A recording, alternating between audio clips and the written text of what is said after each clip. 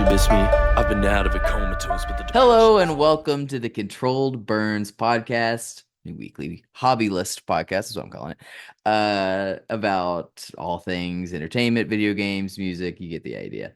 I'm excited this week to be joined by a guest. It is my beautiful wife, Reagan Burnes. Reagan, welcome to the podcast.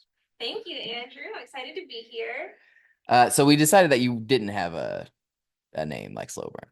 Is that what we decided? Well, on YouTube, I'm Reagan Rambles. Reagan which you will Rambles. see in That's this what podcast. we order our Chick-fil-A under. Huh. We floated the idea of slower burns, but I think that was a joke. I am slowest at everything I do ever. So Yes, that is true. Okay, well, it's good to have Reagan on the podcast because this was actually kind of her idea. She always liked the idea of us doing a podcast. So that was an impetus for starting the podcast. Also, she's the reason that it's called Controlled Burns and not Controlled Burn. it's true. Because she thought it was catchier and easier to search. My dad agrees, so approved. I think it has been better. Plus, I have the better email address, which I'm going to talk about right now, because you can listen to Controlled Burns on all of the major podcasting networks. That includes Spotify, Apple, Amazon, YouTube, and I think there's some others in there that have been picked up. But if there's anywhere that you want to hear it that you can't right now, write into our email address, which is controlledburns with an es at gmail.com. Okay, so the idea this week is we are going to hear Reagan's top 25 greatest games of all time. We've heard mine. We're going to be hearing some others. You may have heard Sean's by the time this comes out. I'm not sure. This could be the first one other than mine.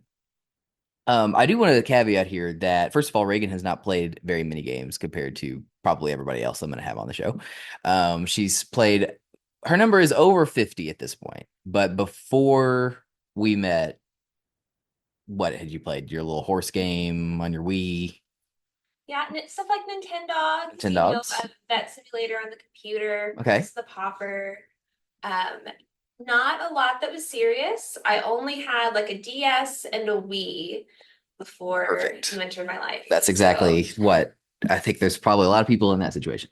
Okay, so and then also you did say that these were your favorite games, not necessarily the objective best. Yes. So my objective best list would be different. These are the games that added the most value to my life. Okay. We had some discussions about whether apps count, whether computer games count, whether the stuff I played when I was 5 counted, and we just kind of made some judgment calls. So this is good enough. Okay. Well, I think that Brett Fox and Brandon will appreciate that because we used to talk about when we were listening to Game Informer, they couldn't really understand the difference between favorite versus best. So they will appreciate that distinction, I think.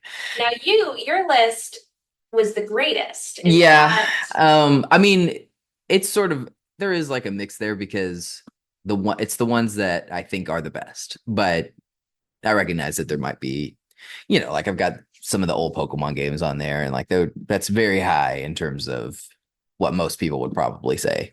But I think I'm not necessarily saying that I'm infected by nostalgia, but I do think the lens that you see games through does impact how you feel about them. Not just games, like a lot of different things.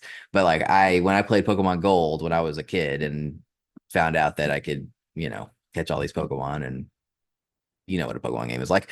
It was like very mind blowing at the time, So I do think that that impacts how I feel about that game. And I don't know if y'all know this, but Andrew is a journalist, so he's very concerned with issues like bias and being objective. Yeah, well, I mean, it's just for fun, but I do think that a lot of, I mean, part of my, I love lists, obviously, you can tell from this podcast, but I do think that a big criticism that I have from lists from a lot of outlets is that they put too much emphasis on, oh, I played this as a kid. This was the most joy I had playing a game, therefore it's number one. Like the most joy I had playing a game could be Spyro Year of the Dragon on the PlayStation 1, and I love that game, but it is not on my top 25 because I recognize that it is not one of the 25 greatest games I've ever played. Which is awesome. And if y'all are looking for recommendations, definitely check out Andrew's video or podcast episode of his top 25. I am embracing the joy meter. Another disclaimer is that I have not held the controller for all 25 of these games. So I, because of my gaming background, am not very good with my thumbs. So a lot of times we decided it would be more fun if Andrew controlled it and I either just paid attention to the story or made all the decisions. So we'll kind of specify that as we go through the list, how involved I was in playing the game. And I do recognize that that will affect some of my ratings. Yeah. And that some of these games, like the combat, I couldn't care less. I'm not interested in that aspect of gaming. So a lot of your favorite games that I've played might be missing from here because that part doesn't do it for me, and I might not have even tried it. Yeah. Okay. Well, do you want to tell us what number 25 is? Number 25 is Knights of the Old Republic.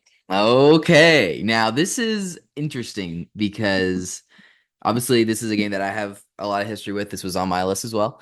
Now, Reagan kind of came into this in an interesting fashion because she really sort of did it in reverse order in the sense that you played all the Mass Effect games before Knights of the Old Republic, which is not the path that most, those of us that grew up with these games did, because Knights of the Old Republic came out first. It's obviously much more dated than the Mass Effect series. But I am glad to see that this one still worked for you. I'm surprised a little bit that it made the cut, but I'm glad that it did. I think it might have been something of a grower for you because we have gotten more into Star Wars since we started this game, and I feel like, obviously, I don't want to spoil the rest of your list, but Mass Effect also is a series that you enjoyed, and so you kind of had to like go back in time a little bit for Star Wars and Knights of the Old Republic. But you think that's true? You think that it was like it kind of grew, your appreciation for it grew over time? I would say that's true. So as for Star Wars, I'd seen Force Awakens in theater, and I think I had watched one of the originals in class one time, not even all the way through, before I met Andrew. And then he had me marathon all of the movies. Now we're going through every Star Wars show in order. And movie. Every canon Star Wars content and not so canon. Well, we're making some exceptions, but like the really kid shows or like the stuff that was like really bad that they did like in the 80s and stuff we're not doing, but like even like Visions and stuff we are roping in. So yes, there is some non-canon stuff. Yes, so you better believe Andrew has thought it through and it's all chronological order. Anyway, I don't have the nostalgia factor with Star Wars. Right. If anything, I'm more nostalgic about BB-8 than R2-D2. So we'll probably get into an episode about that at some point. Yeah. Little side shout out to Andor, the best piece of Star Wars content ever made. I do agree. Hands down. I do agree with that, actually. But Night Shield, I call it Night Shield because no one ever pronounces Knights of the Old Republic. It's cumbersome. It's the Old Republic. Well, a lot of people call it KOTOR, but I don't like how KOTOR sounds, so I just say Knights of the Old Republic. So your brain is expecting Knights. It's really Night Souled Republic, but Night Shield is something your brain expects. Anyway, fun little thing. So Night Shield.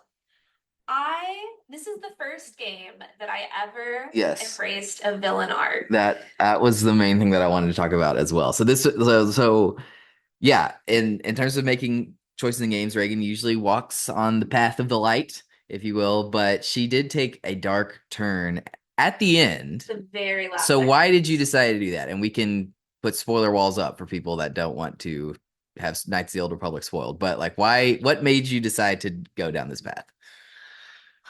Well, it was just where the story took me. Like, I always have had some criticisms of the Jedi Order and a lot of their rules, especially about suppressing emotions, because we've seen how that can bubble over with characters like Anakin Skywalker. And I was really outraged that they lied to me, or my character, about my identity. And when that was revealed, I had a lot of party members that I was bonded with that were on the light side. And I wasn't planning on embracing evil. It was more just, what do I owe y'all now? I'm here under completely false pretenses. I've been lied to. so I just kind of started turning away from the light, and the game decided that that meant that I wanted to go on a murderous rampage. Yes. Now, I just want to point out so you were so evil in your turn that you did things that even I did not know was possible. Specifically, you forced Zalbar, who had a life bond with Mission, to murder her, which I did not. Okay, so Homestar Runner, that was our character on the Wildfire Gaming playthrough. He was an evil son of a bitch the entire time. Even he did not turn Zalbar against Mission and have it. I like that was unbelievable. I don't know what came over me. I loved those characters. It just was so. I guess I was a little tantalized that they would even go there. Yeah, it's almost like a test. Yeah, like I was in so deep at that point. And I mean, I can't overemphasize what a glowing angel I was up until this point. In every game, I played GTA 5 and I followed the traffic laws. Like I Right. always try to do what I Everyone's think is the done that. morally right thing. In this game, I just didn't. And that was really interesting for me. You know, something Andrew talks about with video games is it's the only medium that can make you feel guilt. And man, I felt it. I had a pit in my stomach after some of those choices, specifically that one. That was the lowest point for me. And that was really fascinating in a way that I've never gotten from reading a novel, like that personal responsibility of doing something terrible. It was really fascinating. Yeah, I think that BioWare is one of which they made Knights of the Old Republic, they made the Mass Effect series. They also made Dragon Age, which we haven't played. But I think they're really good at that, at like sort of playing on the emotions that you couldn't get outside of a video game. I guess the last thing that I'd be curious about with Night Shield, as you call it, is what your thoughts were on the big twist, because this game kind of has a reputation for big twists and they're sort of held up as like some of the greatest in gaming.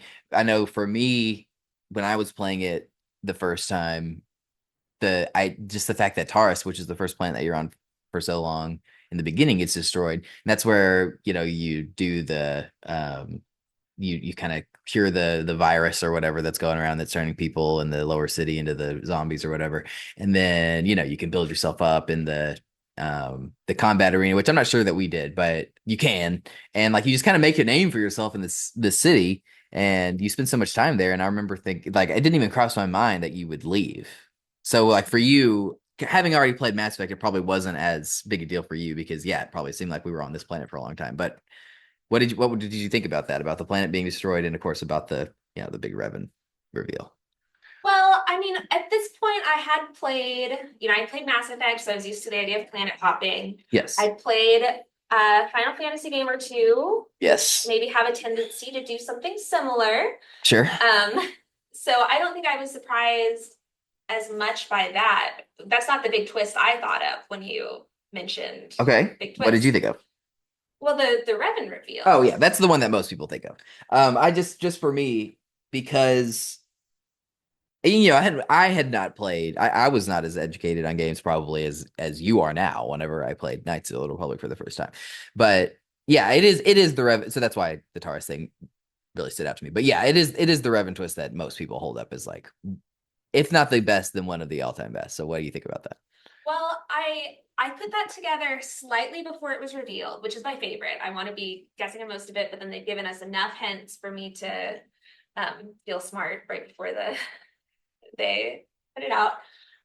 So it wasn't my favorite twist in video games. Okay. We'll get to that. Yes. It did have a big impact, and it was enough to put me on my first start path in video games. That's true. So it was somewhat effective at least.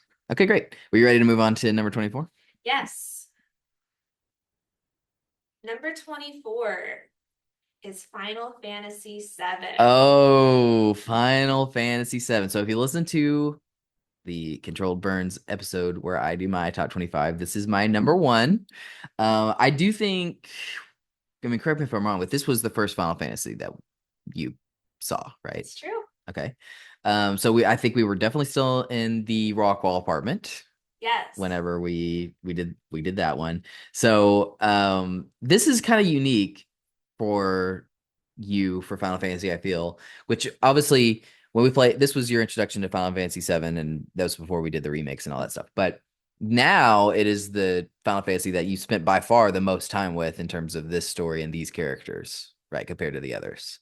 Yes. So that's a kind of an interesting thing to think about. But on the flip side of that, it is your lowest, except for 8, which didn't make the list. So very sad for Final Fantasy 8 fans. Well, and 8 should, I'll say off the bat, 8 should get an honorable mention for having some really fantastic music.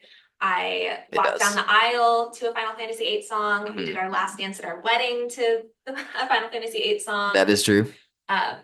So that one still has some gold in it. Final Fantasy VII is hard for me because I know that it's your favorite game. I have a hard time separating that. I remember in that same Rockwell apartment asking you about your Cosmo Canyon shirt, having no idea what any of that meant. Yeah.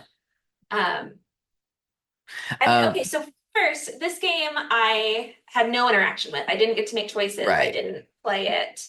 I watched Andrew. And so there was a lot of combat to sit through. Some of the other Final Fantasy games, I didn't have to sit through as much combat. There was either ways to speed through it, or I got to participate. I do think that we did actually speed through it in Final Fantasy VII. We just couldn't speed through it as fast as we can in some of the others. So I think that hurt it. Now, I really loved some of the characters. Yeah. I love Red 13. I love Aerith. I like Tifa. I like Barrett. I like Cloud. Like Cloud. He's just a like. Sephiroth has also not been mentioned. I like Sephiroth. I think that Aerith and Red 13 What about Sid? are my favorite. I hate Sid. Oh. The fact that he got to be in Kingdom Hearts and some of these other, like, imagine Red 13 in Kingdom Hearts. They could have had that. Cool. They had the rights and they went with Sid. Okay, next time you play Final Fantasy VII, think about it from his wife's perspective and then tell me you still stand Sid. He drove me crazy. Him and Kate Sith I could have done without. Okay, well, that's fair. Okay, and was there any... I know it's kind of hard to separate it with this versus the remakes and stuff, but were there any moments or places or anything like that like stands out to you as like that was really great? Well, I mean, I really liked Cosmo Canyon, although we did have the big romantic scene in the planetarium or whatever. With the absolute wrong character. Yuffie and Kate Sith were with us in the planetarium. Still saved on my console. That undercut it a little bit.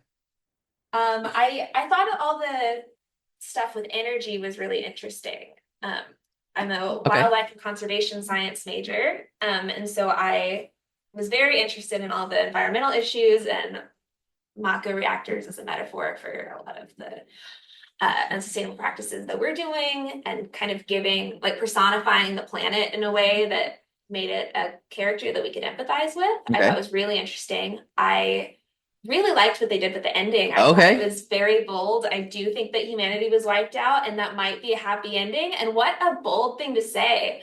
Like, it's almost a cautionary tale of, like, do you want humanity being wiped out to be the happy ending? Or do we need to make some changes? Like, anyway, I loved all that. I was surprised at Aerith's spoilers. Right. I think, as far as spoilers know, I think that's the one that pretty much everybody knows, but well, I didn't, and I was very surprised and sad. Yeah, that's great. I was Team Aerith for sure. I wish I didn't know that. That's one of those things where it's just like it's impossible almost to not. I mean, Brett wasn't. Brett did not know that was coming. But yeah, me and Brandon both, I think, knew. So very special game. I think that I would have gotten more out of it if I had the skill to actually play myself. And well, you probably could if it would have just taken like 1 million more hours. Yeah, I'm already slow at everything I do. So really, we're saving ourselves many hours of frustration by having Andrew do it. And he's fantastic. He's the best game right now. So all right, ready for number 23? Yes. Number 23 is Mass Effect 3. Oh, very interesting. Okay, so the big ending of the story. What puts Mass Effect 3 at the bottom? Is it just it was a tough act to follow? Mass Effect 2? What? So yeah, we'll go ahead and say this is my lowest Mass Effect game on the list. Right. Okay. I guess you're right. That was a spoiler. But is it just like it was a tough act to follow for Mass Effect 2? Or were you kind of over well, obviously not over it, it's still on your list, but were you kind of cooling on the series at this point, or what? It was at the ending that everybody hates. What was going on here? The ending, I was left unsatisfied. Okay. Well, I don't know if you want to say, because it's been a little while. I don't know if you want to say which ending we got. But it felt like they were trying green to kind one. of They're literally color coded. Felt like they were trying to kind of have their cake and eat it too, and it just didn't work for me. I don't know. Yeah, a lot of people feel that way. I almost wish I'd gotten one of the others where maybe there was more consequences. Maybe there was, I don't know. It's certainly no ending to Mass Effect 2. Right. I realized that they had a big challenge tying all of those different story paths into one or three endings that would satisfy all the different people that made all these different choices. Part of it was the cast of characters. Yeah, huge step down from. I mean, they're still in the game, but in terms of who you have in your actual party, yeah, it's a huge step down. That's the worst one, I would say, of the three. We can talk about my thoughts on some of the other characters and some of my other rankings, but okay. Liara, I was definitely sad about. I actually think that's cool that they went that direction where she became distant, but because she was. I think it's realistic. She had a lot of work on her plate, but yeah, it is kind of sad. Yeah, I appreciate it from a story perspective, but from a I'm in love with Liara's perspective, yes, it was very sad and frustrating and not as fun as playing where she's actually into you. Right. We will say just a quick overview of my shepherd. I played a shepherd as a woman with a purple pixie cut, very gay. She was fantastic, and she's the only shepherd in my mind. Right. Which is funny because I've made a lot of different shepherds. But yeah, I think those criticisms of Mass Effect 3 are common. I just want to point out here. So Mass Effect 3 does not make my top 25. It's close. It's right on the cusp of making it. There was a time though where I would have had, in fact, not long ago, like probably when we met, I would have had Mass Effect 3 at number one. Not of all time, but of all the Mass Effects, I would have had it above 2 even. Really? It was a little bit this playthrough that we did that kicked it down a notch, I will say. I'm sorry. But I do think, and there's some pacing problems with the game that it's probably my biggest criticism with it. You definitely go back to the Citadel too much, and it doesn't quite have like that great structure that Mass Effect 2 does, where the first half you're recruiting everybody, the second half you're going on all their missions, and it's just very episodic and fun to do it that way. And in Mass Effect 3, it's not really like that. But in terms of it being a satisfying conclusion, I do think that it was better than people give it credit for. Not at the very end, maybe, but the whole thing really is the conclusion. To the payoff to the series. So you get like these great send-offs for characters like Morden with the genophage stuff, and of course Rex is part of that as well. You get both of them. You get like a big send-off for Thane where he's bedridden in the hospital, but then he does kind of have like this one last kind of heroic act, and then you kind of send him off. You have the conclusion of the storyline with the Geth and the Quarians, which that's Tally's race. I really like all that. I love Tally. Yeah. So I think that they do actually a really good job of concluding these arcs. It's just I think the very end, and I do think that it was probably like the more the series went on, like the more focus they had on combat, I think. And actually Mass Effect 3 originally, obviously we played the remastered version, but originally on the original consoles, like there even was a multiplayer mode where they wanted you to play multiplayer because that's how much they had developed the combat, which is unheard of for something like Knights of the Old Republic, right? Or even Mass Effect 1. So I do think that is a criticism too, where it is pretty combat heavy compared to the others. Well, and this is another one where I watched but made all the decisions. Right. It was maybe the first one we played like, oh, that's not true. It was Right. well, we'll get to that much later in the list. Yes, yes, yes. But I do love this game. Yeah, and me too. Combat is probably a big part of what held it back. Was the more I have to sit through combat, the it hurts the ranking. It does. Yeah, I do think it has the best combat in the series, but yes, I can understand how that wouldn't do much for you. All right, ready to move on to number 22? Okay. For 22, now this is a lot of people's number one game of all time. I do recognize. Interesting.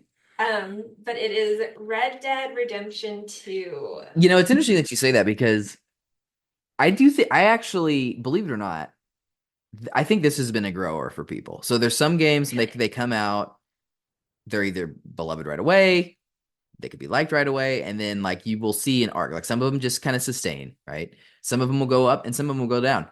In 2018, I think it was more common to say the game of the year that was not Red Dead Redemption 2, it was God of War, the version that came out in 2018.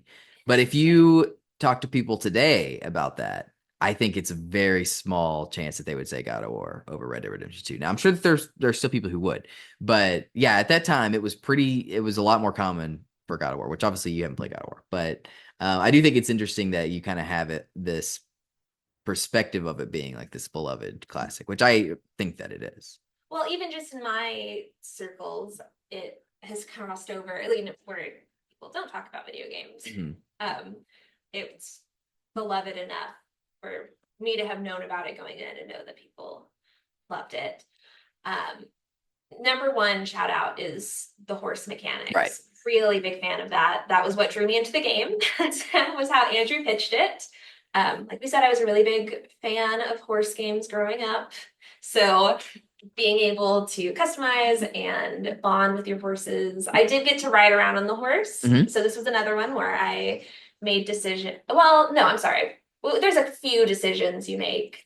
Yeah, mostly you were just kind of along for the ride on this one, but you picked all the horses, you did customize the weapons in Arthur's look and later John's look. But yeah, it was mostly there's not a whole lot of choices to be made in Red Dead. But Andrew did let me ride around on the horse. Sure. Yeah. With my own two thumbs, and that was so I can speak to that being very well done. I want to say too, and I don't know how much we interact with this because it's a huge game and we kind of had to keep the ball rolling at a certain point, but I think there's no question that this is the best wildlife game ever made. Oh yes, absolutely. I really loved all of the interactions with wildlife. Now I didn't, I'm not a big hunting get pelts person, but just in terms of identifying the different species and getting to actually go out there and explore, it was beautiful. And right. I loved the attention to all of that. That's definitely pandering to my kind of people. Yes. So big plus in that. I also did like the characters. I liked the story. I love when games are more story focused. Which this one is. And now I have never played the original Red Dead. Yeah, it's crazy. So I was going to bring that up. So Reagan has still really not seen the conclusion of this story, which is wild to think about. And that's also kind of interesting because you were sort of surprised that it was John Marston that you took control of at the end. Oh, absolutely. Having not played the first one. Because didn't stand out that much to me in terms of a lot of those great characters. I was like, we're spending a lot of time on this, just like one party member at the end of the game. And I didn't know until after we finished that he was the star of the original. Yeah, not only is he the star of the original, but he is absolutely beloved. And I think, so another thing where things have changed over time, I remember the lead up to Red Dead Redemption 2, because this is a game, obviously this was on my list as well. There's a lot of games that are on my list that I didn't play at the time, but Red Dead Redemption 2, I played that on launch night. And I remember the preview cycle leading up to that. And I don't think it's an exaggeration to say nobody thought they would like Arthur Morgan more than John Marston. Like everything that they showed, they were like, "Who is this guy trying to take our, John Marston's spot?" Everybody was excited that John Marston was going to be in the game, but the fact that you were playing as this other guy, people were not excited for that. And then, look at how he's considered now. Well, yeah, I was just at the end, just screaming at John Marston to listen to Abigail and get his ass back home. So I mean, I liked the whole like house building montage and everything. Yes, it's amazing. I really like the spoilers, how Arthur dies. I thought that they did his finale really well. And the horse got the attention it deserved at the end. They really cashed in on that bond. Yes, they did. And it worked for me. It worked for everyone. Yeah, it's a masterpiece without question. I like the rollout of Dutch as a villain. Yes, so good. So good. One of the best of all time. I really liked the Irish guy. Oh, yeah. He was the first to go down, sadly, I think. Yeah, great. Yeah, gets his head blown off. You know how it is in the West. But yeah, it was fun. It was big stretches of combat and yeah, I'm born and raised in Texas, but the Western vibe doesn't do a ton for me. So I would say it succeeded in spite of all that for me. Sure. Okay. Which is something. Yeah, it's a masterpiece. There's no question. I'm glad that you enjoyed it. I still think you may be underrating it a little bit where it is on your list, but this was one of the earlier games that we played, to be fair. So it's been a few years since we played it, but I know that you've gone back and like even watched videos and stuff about it. So I've watched analysis videos. I also remember dreading playing it sometimes because I knew I was going to be sitting there for a long time. Right. So I will say Red Dead 1 is not as long as Red Dead 2. It will go by a lot faster when we do finally play that. But yeah, we'll have to get to that one of these days because you do need to know how that turns out for sure. See? Okay. Ready? Okay. Number 21, Pokemon Black. Okay. So very interesting. Now, Reagan has kind of had an interesting path of the Pokemon games. You'd never played one before we met, right? No, I collected Pokemon cards and played the card game. But I never played a Pokemon video game. Did you actually play the card game? You knew how it worked? Yes. Oh, okay. Well, I don't know how the card game works. It's very complicated to me. Well, I figured it out in like second grade, so I'm sure you could learn. Yeah, I'm sure I could, but that's very interesting because we had the cards and stuff, but we did not play. No one I knew played them. Well, now that was second tier to me. The most important thing was collecting the cutest Pokemon. Okay, well, fair enough. But the card is fun. Okay, but Black was actually the second Pokemon game that you played. We don't have to necessarily reveal what the first one was, but it was the first one I will say where I don't want to say you cheated in the first one, but Reagan's party in the first one consisted of all Umbreon evolutions. So we'll just go ahead and put that out there. But this was the first time, or I'm sorry, evolutions as they call them. You did have an Umbreon, but Umbreon's our favorite, so that was some bias poking through there. All different evolutions. But this one, that was not the case. This one, you actually had to craft a party of your own. So, to be fair, with my all EV party, it took me a while to get there. Yeah, all the different that is true. I never had more than one just normal EV at a time. Yes. So while I was waiting for those to evolve, I had other. That's true. That is true. But by the end, you had all EVs. But this one, you had no EVs. Well, I think you actually did kind of use one a little bit at one point, but it got kicked out. Yeah. So how did that compare with? Because like with the evolutions, you kind of figured out fairly early on that was the direction you wanted to go, which I understand. They're awesome. But this one, you didn't do that, and you did not know. I mean, the Pokemon Black Pokemon designs are pretty under the radar as far as Pokemon go. So you didn't know a lot of these Pokemon going in. It's true. I had a hard time choosing in a lot of ways. Do you remember what you ended up with? I remember some of them. Okay. I remember what I named them better than I remember their actual names. Okay. But I know I stuck with my starter the entire time. Which was? Dr. Henley. It was the grass one. It was the grass snake thing. Yes.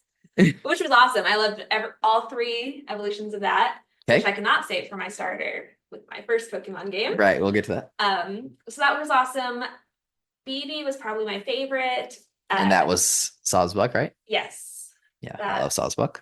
Was right up my alley as a nature person. I loved the changing seasons and the changing look.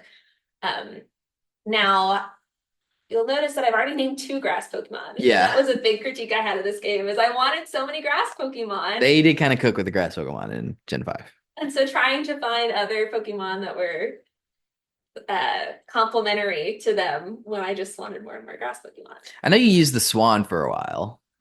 Yeah, the swan made it all the way through. Okay. It was the ugly duckling into a swan. Mhm. I thought that was very cute. I also used. Oh, we should have checked before we started recording. Yeah. Oh well, whatever. We could pause. Yeah. No, it's all right. Give me a second. I'm gonna think. I will say this is one of the tougher Pokemon games, and the first one that you played was not. So that was kind of interesting, like watching you actually have to, grapple with the difficulty, which you did pretty well. Yeah, we had a book with a few guides that I used, and not for the whole thing, just for certain parts. I wanted to not miss some things. Right. That had pros and cons. It did spoil some of the Pokemon evolutions for me, and that there was like some little pictures that I could tell, oh, this evolved from that. Oh, the little water dragon thing. I had that in my party. Water dragon thing. It was cool. It started off as like a little blue squiggle, and then it grew up into a. Oh, I think she's talking about Dratini into Dragonair. I think you're wrong about that. I think you're using that in Fire Red. Well, it's been a minute. Anyway, I as far as the story goes, Yes. I went in with high expectations, which is maybe not fair. I really loved the story of the previous Pokemon game I played, and this one I heard was the other one with a really good story. And so I maybe should have come in with a little bit more realistic expectations over how they were going to address this issue. But I was excited about them addressing the ethics of dogfighting your Pokemon. Mhm. And I felt that it was a big cop out. Like the justifications that the villains used for why they were trying to liberate the Pokemon was kind of underlaid with some stuff that everyone can agree is evil. And it would have been much more interesting if they added some complexity in there about actually being, concerned with the free will and welfare of the Pokemon. And, certainly, so a lot of them spend most of their days in Pokeballs. And they were free in the wild, living their best lives. Yeah. So I would have liked a more earnest conversation around that with this story. I found that disappointing, but it was interesting enough. And these games get a plus because I get to play them. Right. And I liked using the chart to figure out what's strong against what. Yeah. I started to learn that the deep strategy of Pokemon games. Yes. I do love strategy. I love taking care of the animals, but there was a lot of things that didn't work as well for me as the previous. Yeah, that's fair. But obviously you like the formula of Pokemon. So yes, I think it's very cool. I love the idea of it's one of the best formulas in games, frankly. Bonding with your little guys and collecting them all. Yeah. So we'll play more Pokemon games as we go. But right now, yeah. Okay, number 20. Number 20 is Final Fantasy IX. Okay, so Brandon is probably pleased with this. So this is interesting because I feel like Final Fantasy IX is not one that we talk about a lot. It's one that we played at the time, and then we just kind of moved on. Which I think that's how a lot of people. That's just kind of how Final Fantasy IX is. It's never existed outside of just that original game. They ported it obviously, and that's the version that we played on the PlayStation 4 and 5, and Switch, and basically you can play it everywhere. But yeah, it's a one and done, which is how Final Fantasy, some could argue, is supposed to be. That's kind of the idea behind the series. But I don't know if there was anything that stuck out to you in particular about Final Fantasy IX. I think that the writing of Final Fantasy IX is a huge step up from the other Final Fantasies that came before it. I think it was the first time where it didn't have as much of like the weird translation stuff. Yes. And it just, there's like a lot of those, they do a good job of when you get into a town, the party kind of splits up, and then they'll have like little scenes where they're all doing like their own unique little interactions with things, and you get a lot of little stories that way. They called it, I can't remember, they call it the ATE system, which I always get mixed up with the ATB system, which is the battle system of the 7 remakes. But I when I think about Final Fantasy IX, I always think about those little scenes and kind of the little moments in the writing as being really stand out. What about you? Well, so the one thing that's stuck with me that I reference all the time is the character of Vivi. I feel Sure. like there's Vivi lookalikes everywhere in culture, and I love every one of them. That whole party I felt was the strongest of the Final Fantasy I games agree. I've played. I think it's the best one. And that does a lot for me. Having stronger characters really will hook me. I love a good complex story and world, but I have to have characters that I care about to hook me into it. Like I'll watch hours and hours of lore videos on plots and world building in a franchise if I love the characters enough to suck me into their world. Sure. Now I have not done that with Final Fantasy IX. I'm not sure what kind of world there is out there of lore videos. They probably exist. I'm sure they exist. There's a lot of love for Final Fantasy IX. Probably not as much as something like Game of Thrones, but yeah, that's probably true. Sideways and better. Anyway, I thought this game was really sweet. I will say something that was probably in its favor also over like 7 is this is in terms of the being able to cheat your way through the combat. We like our combat ratio in this game was extremely low. Oh, so because like you could pretty much just end every encounter with like one hit in this game. So that probably helped. That was fantastic. It also had a lovely soundtrack. Yes. There was a song that was in the final cut for one of our weddings. They did play Melodies of Life while we were eating. I don't know if you noticed that. But okay. Yeah, me and Brandon got a kick out of that. I mean, we had Final Fantasy music going for the whole beginning of the ceremony, but then I just walked down the aisle to... Now, the others walked down the aisle to Final Fantasy VI music. Oh, interesting. Like your wedding party. Right. I have to participate in the combat. Yeah, that one's kind of weird in terms of Reagan's list because we were playing it and then we were basically at the end and there was like some cleanup that I wanted to do in the world and that I was like, I don't really need Reagan for this stuff. And then it just kind of that was when we started another series that we're going to get to. And that really kind of dominated that year. So Final Fantasy VI kind of got left behind, sadly. But what I'm doing now is I bought the remake or the remaster, whatever, the Pixel remaster on PlayStation. And Reagan really likes when I read to her. So the idea now is that for all of the major scenes, I'm just going to record myself reading them. And then she can watch it back.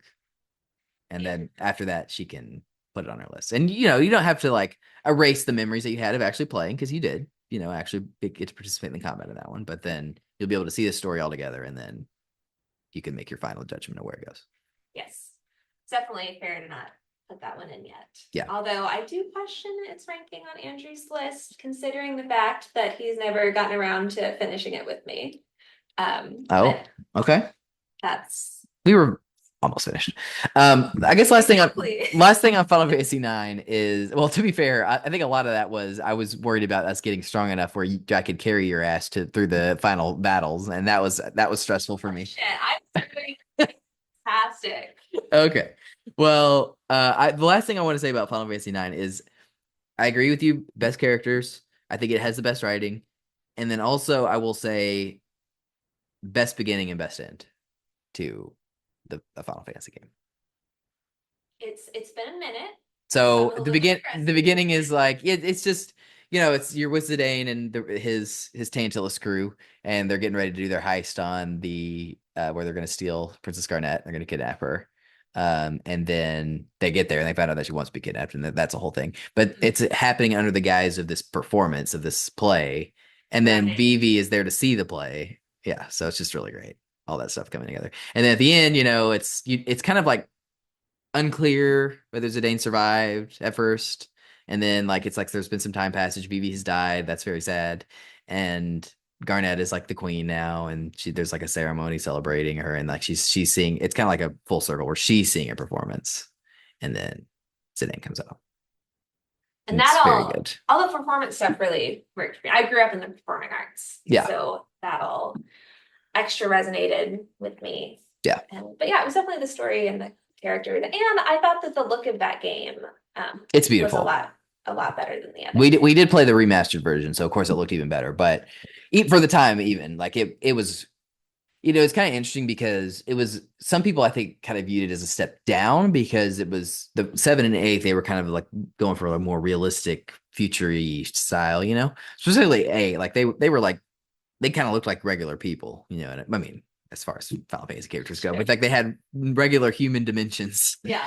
And then going from that to 9, where it was a lot more back on it was kind of more of a callback to the earlier Final Fantasies. It's kind of the Final Fantasy love letter game. That's what I call it. But yeah, just I think the art style of 9, it's my favorite too. I think it's the most beautiful Final Fantasy, probably. Well, now I don't know if I'd go that far. I really like the newer ones. We haven't finished 16 yet, but I think that one looks fantastic. It does. And I think that the remake and rebirth also look very nice. Okay. But in terms of like what they were working with at the time. Yeah, it's amazing. Yes. All right. Moving on to number 19. We may be sticking with this series. Oh, it is Final Fantasy VII Remake. Oh, okay. So we did play this right after you played Final Fantasy VII, the original Final Fantasy VII for the first time. I think we went right into the remake. So that's kind of an interesting juxtaposition there, going from the very old style to the very new style. Yes, and very stretched out. We expanded. Yes, very stretched out, particularly in Reaper. But we're not talking about that. We're talking about Remake. So what is it about Remake that you like more? Is it just the fact that obviously you have that visual upgrade, and then obviously they can do more with the cinematography and the voice acting and the characters and stuff? Is that? Yeah, I mean, like, so you can get across more with the acting with better, or the animation of the acting. Yeah. With that style, so it helps me connect with the characters a little bit more, and we spend more time building up those characters, especially the ones that spoilers don't make it out of Midgar. Yes, that's true. They do a good job of that. So I really enjoyed that. There were some little added quests that I thought were really fun, chasing down some cats, like yeah, that's what everybody loves the best. Like they're just like really cute little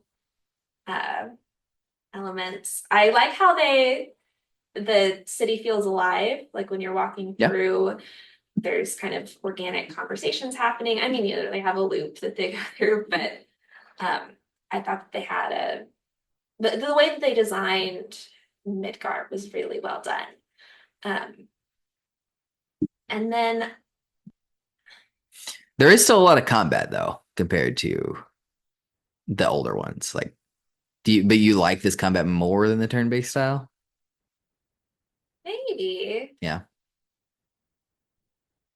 I don't know. I mean, Final Fantasy combat is ridiculous. Like they just want to one up and one up and one up and make it grander and grander, and it gets pretty silly. But this game isn't afraid of being silly. No, it's not. They can have Cloud in a drag show and just embrace it, not shy away from it. They can have the motorcycle dude just be an absolute. Yeah, we found out how to shocking turn. So we are playing Rebirth right now as well, which is obviously very similar. So you want to give us like your high level thoughts so far on what you think about Rebirth? How does it compare to Remake? Well, it's certainly the fact that we haven't finished it yet, I think so. Well, it's a lot longer than Remake, to be fair.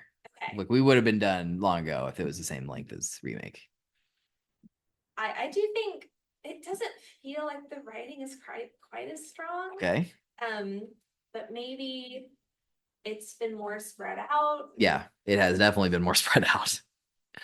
It is a lot of combat. Yep. I think there's been some choices that I haven't been entirely sure about.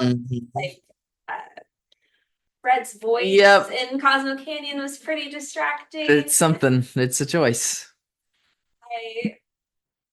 I don't even want to say that it's bad conceptually. Like I think you said they even did it in the. Yeah, apparently that was their original idea. It's just it didn't come through with text. But maybe just something about that voice, like if they could have the same person. I assume that was not the same person. If it was, that'd be very impressive. But yeah, I don't know. But it just sound a little bit more like that person could have been putting on the same voice, right. Without being an extremely talented voice actor. Yeah. I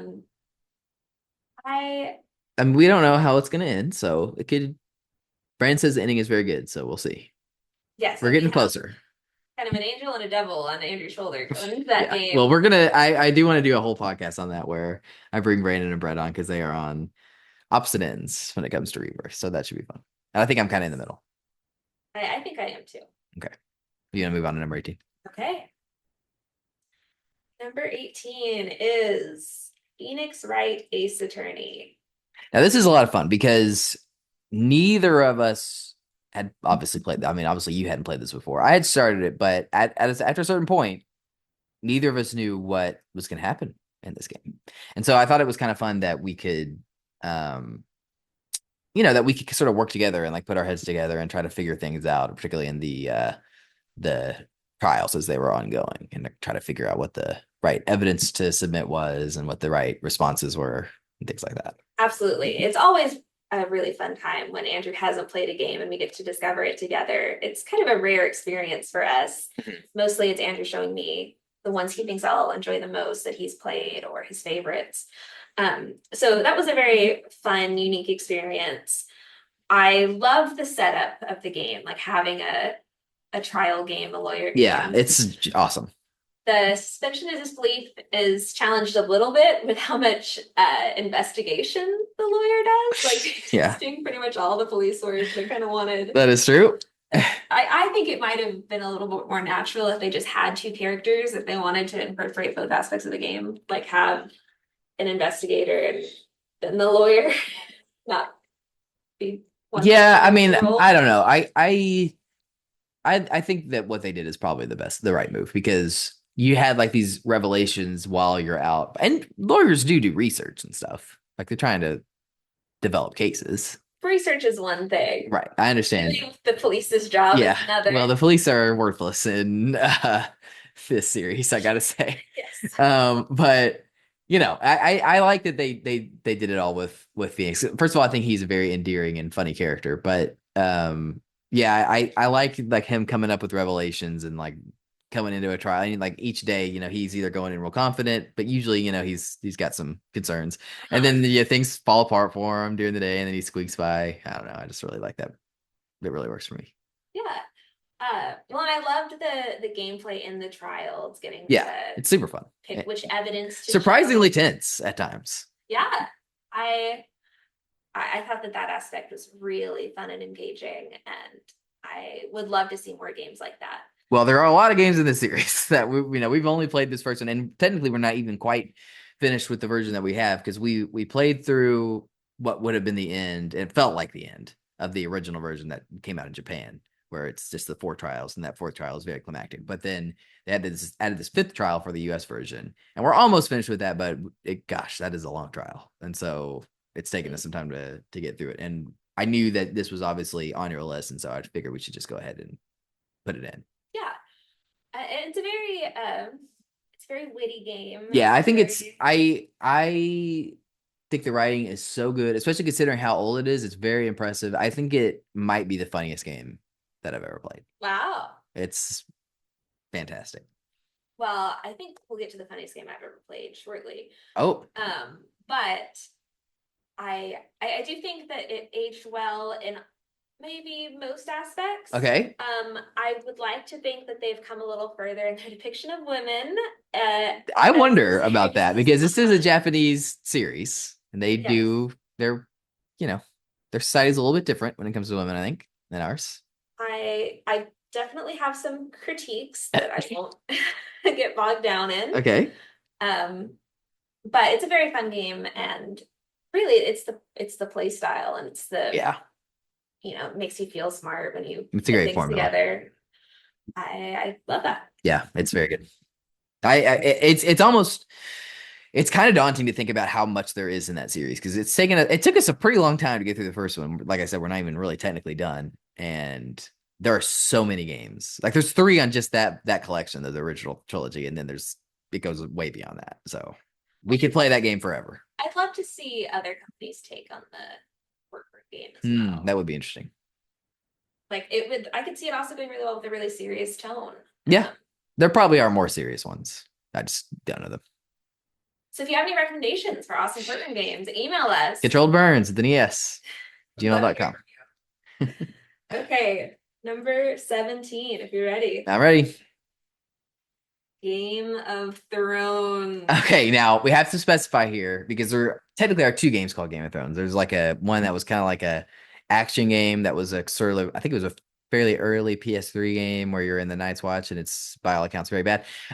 We might still have to play that someday because you're such a fan of the series, but this is Telltale's Game of Thrones. So the one that is in the style of Telltale games where it's sort of like a modernized adventure game. You're making a lot of decisions and it's questionable how much all of them matter because you do make a lot of decisions, but yes, it is. This is Reagan's favorite genre, I think it's safe to say. I think so. It's a lot of fun for me to be able to dictate the choices. And then this is also your favorite series? Question mark. A Song of Ice and Fire is definitely my special interest as of the last few years. Mm-hmm. I had not touched it at all until right before the finale of season 8. Which we all loved. Notoriously fantastic. I binged the entire show in like the month leading up to that finale. So I was very late to the Game of Thrones train. And then I started reading the books during the pandemic and got a little obsessed. So I spent a lot of my time on theorizing where the intentions for the series, should we ever get Winds of Winter and A Dream of Spring. And there's just so much richness in the world and complexity in the characters that I can't get enough of. There's always more to dissect, and I have very, very strong opinions if you're ever interested in an episode on those. Well, yeah, we probably will do some more discussions on Game of Thrones series. So we're reading the books right now. I am not finished the books. We are getting close to the end of Clash of Kings, which is the second one. So please don't spoil anything. There's some stuff that I think is incredible that hasn't been spoiled. I'm not worried about that. But very excited to talk to him about that as the series progresses. But in terms of the video game, I do want to point out also with this video game is this was another one where, I mean, truly, I knew nothing about this game. This was actually kind of, I remember where I was. We were actually at the Sanborn's house when I found out that it existed because I don't even know how that happened. I think what it was. Okay, here's what it was. I was looking at a list, believe it or not, of like the best games of 2014 or 2015 or something like that. And I was on Game Informer's site, rest in peace. And they included individual episodes. They rated each episode individually, which I don't really agree with, but I understand that because that's how they were released. But yeah, so like some of the individual episodes were on that list, and I was like, now we love Game of Thrones. We had watched the entire series at this point. I was like, is there a Telltale Game of Thrones game? So I looked into it, and it's not on the storefronts anymore. So I think that's why it kind of flew under my radar. Like if you look up Game of Thrones on the PlayStation Store, it will not come up. But with the beauty and the magic of physical video games, you could still play it. And so I just bought it, and it wasn't like super expensive. I think it was like 20 or 30 bucks. I just bought it. I think I did buy it from GameStop, to my shame, but that was before that they had closed my favorite magazine.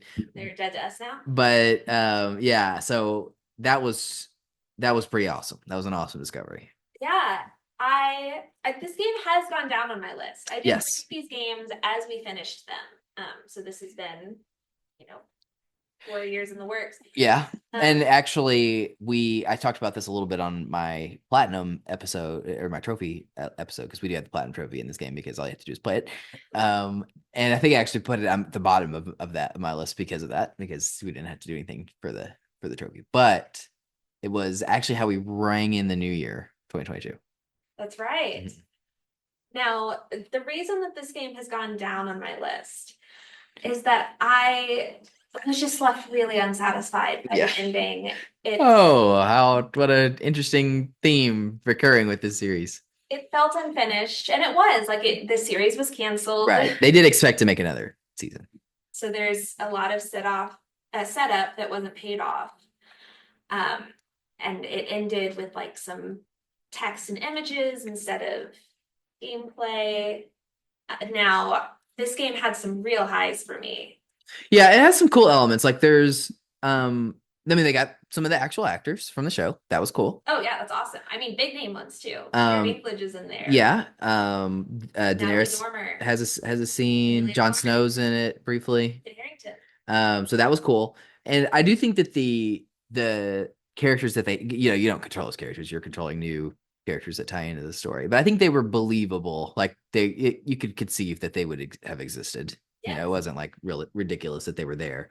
I also want to point out, I don't think that this is Cersei.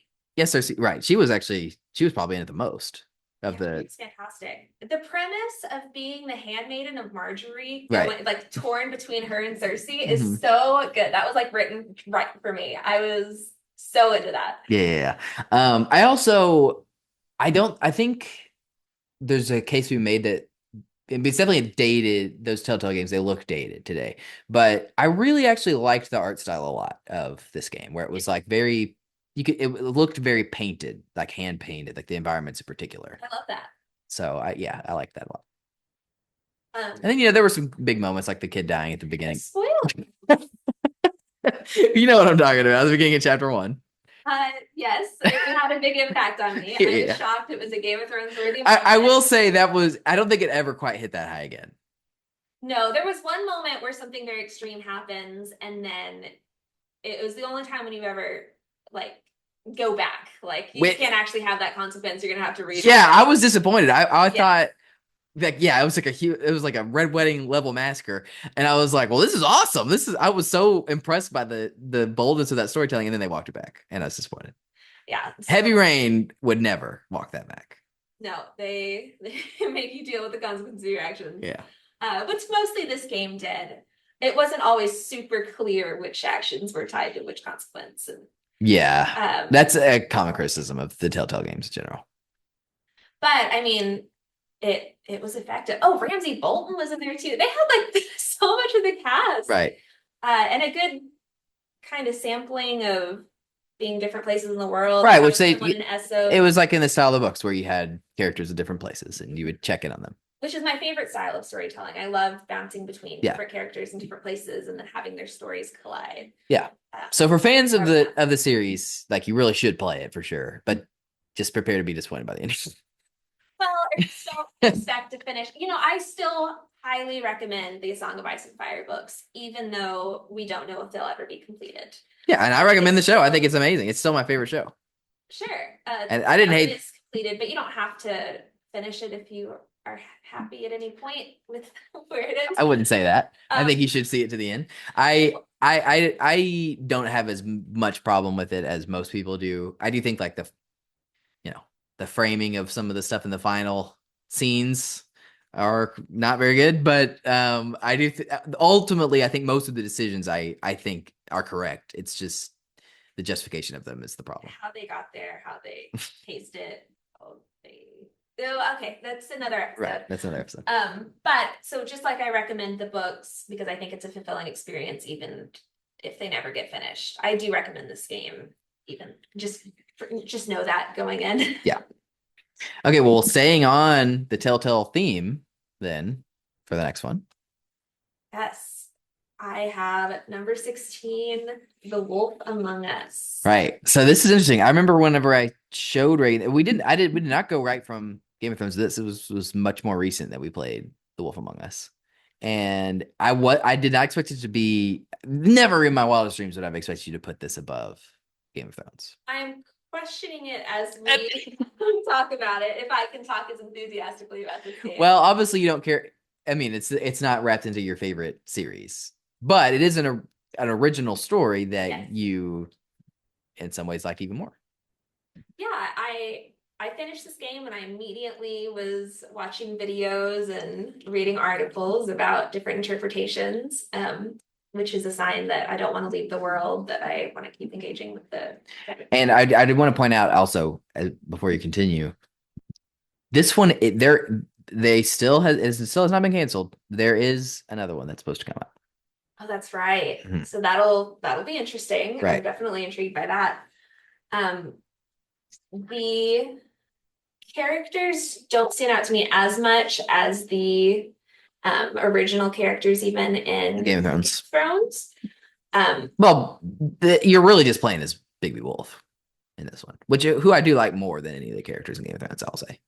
Okay. But yeah, you're not character hopping like you were in Game of Thrones. Yes. I was very intrigued, and I was happy with the ending. I thought that it was very. A lot of people aren't. I found that very interesting. Mhm.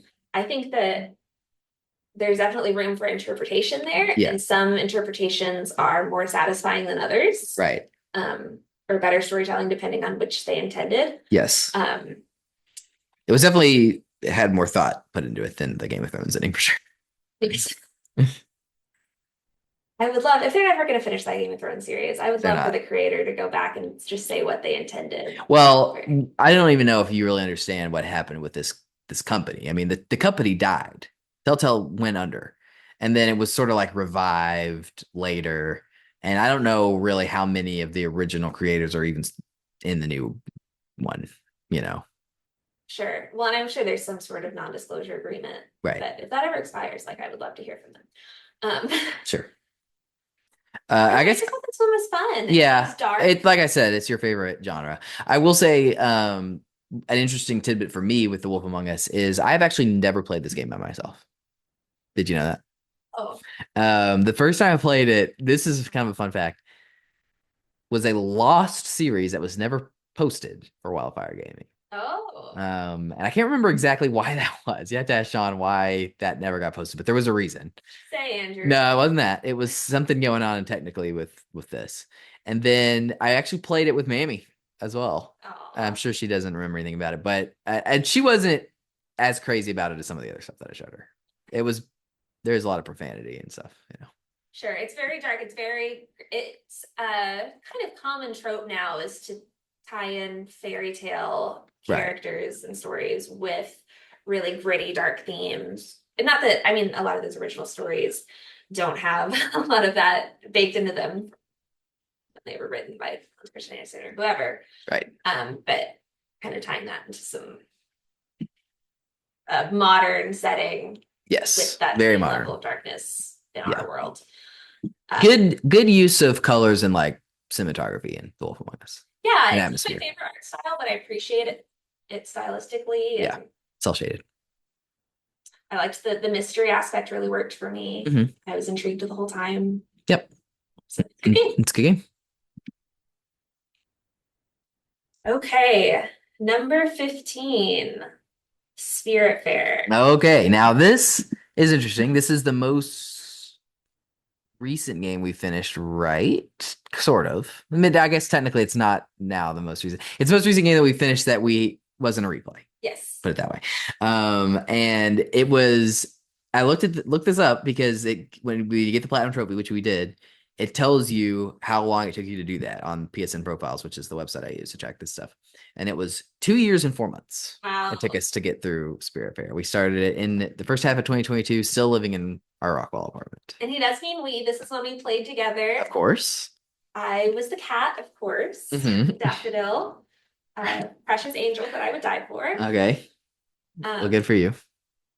It had a gorgeous art style. One of the prettiest games I've ever played. I do agree with that. It's one of the most beautiful games. Its tagline is a cozy management game about dying, and I do think that's pretty accurate. Well, I knew that you would like it because I knew that you would like. Well, I mean, I guess I didn't think about how much you would like the art style, but I figured that you would like that. I knew that you would like playing as a cat. I knew that you would like the actual gameplay of it, where it's like sort of management stuff, you know, growing crops and building the boat and things like that. That I knew that you could get into. That was all very satisfying. Now it will go on forever if you don't have self-control. And there's been many nights when we stayed up until 4 a.m. Yeah, surprisingly addictive. Yes. And I could spend many hours rearranging that boat to try to be as. Yeah, eventually I had to cut you off because that was ridiculous. Well, it was a lot of fun. Yeah, I do. I love this game as well. It's not obviously on my list or anywhere close to it, but I remember 2020 was the year that it came out, and that's I think my favorite year in gaming. And I played so many games that year. It was obviously the year before we met, so I had more time on my hands. But I played, and it was the year of the pandemic, so it was like probably maximum video game playing. And probably it was 2020, and so I played a lot of games that came out that year. And I remember playing Spiritfarer, and like it really exceeded my expectations, even just playing it by myself. I do think a big criticism with the game is I do think the writing kind of falls on its face at times. A lot of times, it's a little melodramatic. But sometimes the philosophy works really well, and there are different angles about death and perspectives, and definitely, I mean, I think it's a super interesting premise to focus your entire cutesy game about mortality. I think the themes are fantastic. It's just the execution on some of that stuff was not very good, I thought. But I do think that just the gameplay itself and sort of just the atmosphere as well of just sailing around on the boat, discovering new locations on the map. Very Zelda Wind Waker-esque, which I know that means something to you, but for real gamers it does. But yeah, that is I loved all that stuff. I do think the characters in the first half of the game are stronger than the second half. That's interesting. I mean, the first one is a deer. I forget her name. Yeah, I forget her name too, but I know what you're talking about. The snake was one of my favorites. I liked the snake. She taught us how to play music. Yes, that was very fun. We loved that. What a banger of a song, singing to get those. We got the frog early as well. The frog was very funny. I liked the frog. I liked the old lady hedgehog. Yeah, those are like basically the first four that you get. Well, okay, so then they peaked. Yeah, so then I agree. They do kind of go downhill after that. A lot of the characters too that we played toward the end were characters that were not in the game when I played it the first time, because I played it in 2020 when it was new, and then obviously they added some stuff since then, which is cool. It seemed like some of them. Well, it's hard because at some points it did feel a little bit too melodramatic, but then at other times it felt like it wasn't taking itself seriously enough, like with the D&D. Oh yeah, dragon. He was just a bird. Yeah, he was ridiculous. There's a little one note. Yeah, I agree. But very sweet game. Yeah, it's kind of interesting because it did lead to bickering between us because I was always impatient with Reagan. But also it led to collaboration. Yes. And some laughs, like the Berry Frog moment. Yes. So I had to say to my console. He was very excited about us picking some berries. But yeah, I think it's a very special game, even though not all of it works perfectly. We definitely bonded a lot playing this game, and I think that Andrew and I's personalities sometimes leads to us butting heads a little bit, and we both want to lead. We both want to have control, and so it made us definitely compromise. And we both would have liked to be the one that designed the whole ship and yes, ran things, and we found a nice middle ground. So good for our relationship. Yeah. Okay, number 14. Mass Effect 1. Mass Effect 1. Okay, very interesting. Now, this was also an early game for us where I definitely remember we played this in Rockwall. That really sticks out to me for some reason. Us playing where we were when we played these games. So this was not your first game where you were making choices, but because we'll get to that a little bit later, but I think it was the first one where I think probably Mass Effect does the best job of making the choices like really matter and like really matter long term because they carry forward, for the rest of the series. Now, remind me, did Mass Effect, you chose a dialogue option that was shortened and then it gave kind of a long version? That's correct. I did have some issues with that system. A lot of people do, yeah. Didn't always get across exactly what I meant. Yeah. But that was kind of fun. It also did it ever time your choices? I don't know if it actually times your choices. Definitely like Game of Thrones and the Telltale games, so Wolf Among Us, they time like all your choices. Yeah, I should have mentioned that about those. I I panic under pressure. Yeah. So I don't do as well with that. I like to be able to think through my choices. But I don't know that Mass Effect. Well, there are times whenever, particularly in 2 and 3, where it's like a quick time thing where like a scene's playing out and then it's like, do you want to intervene here? And like that stuff is timed. Yeah, and that's gone terribly. Sure. Was that this game or was that? No, I think that's more 2 and 3. Mass Effect 1 doesn't have that as much. There was one choice in particular I made in this series that I immediately. Oh, really? I don't even remember what you're talking about. But I doubt it was 1. So we should just save it. Okay. Okay.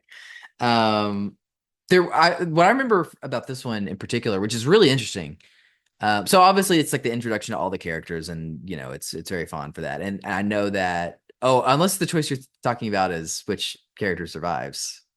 No, although that's questionable. But between Ashley and Caden. I saved Ashley. I love that setup. Like that was a bold move. Like not being able to save both of them, I think is a cool choice. I liked that a lot. And then you have to live with that for the next few games. Mm-hmm. I really. And there's a clear correct choice, and we didn't make it. Well, I think it's interesting to like not all of your characters have to be great people, and they make the choice to make Ashley really unlikable or racist or whatever it is. She can be racist all she wants. It's the fact that she's so unlikable that is what is the problem. Well, that's part of her unlikability. And then there was parts of her I liked that she was into like poetry or whatever. Oh God, that was awful. Thank you for reminding me of that. Yeah, you were not a fan of the poetry. She is horrendous. Honestly, she's worse in the first game than she is in the rest of the series. She is insufferable. I said a lot. Caden gets a lot of hate too, which is the guy that also you can save. But I think a lot of people give Ashley the benefit of the doubt. I'll just say it because if you play as a guy, which most people do, she's one of 2 romance options for you in that game. And the other one's an alien. And it's Liara, which is obviously the right choice. But like Brandon, knowing nothing about Mass Effect, he's like, why would you be with that alien? We could just be with this human being over here. And I'm just like, you don't know her. Yeah, I'm telling you, you are not going to make that decision if you're playing this game. But I do think that, and also just because she's a woman, I think there's more of like the damsel in distress thing where people feel more obligated to save her than they do for Caden. And so I think she gets saved a lot more often than she should. Frankly. My rationale for saving her over Caden. I mean, I didn't really care much about him either. Like the two. Yeah. Oh, yeah. He's the second worst for sure, but he's definitely better than she is. Yeah. I think he was a romance option for me. Yeah, he was. Right. He's literally the same voice actor as Karth. The character is very similar to Karth, and like Karth, you shut him down very quickly. Yes. Yeah. Neither of those characters did it for me. Yeah. One thing that I want to point out also with Mass Effect 1, that from what I remember of us playing this, we had a lot of time. We went through it pretty fast because you were really into it.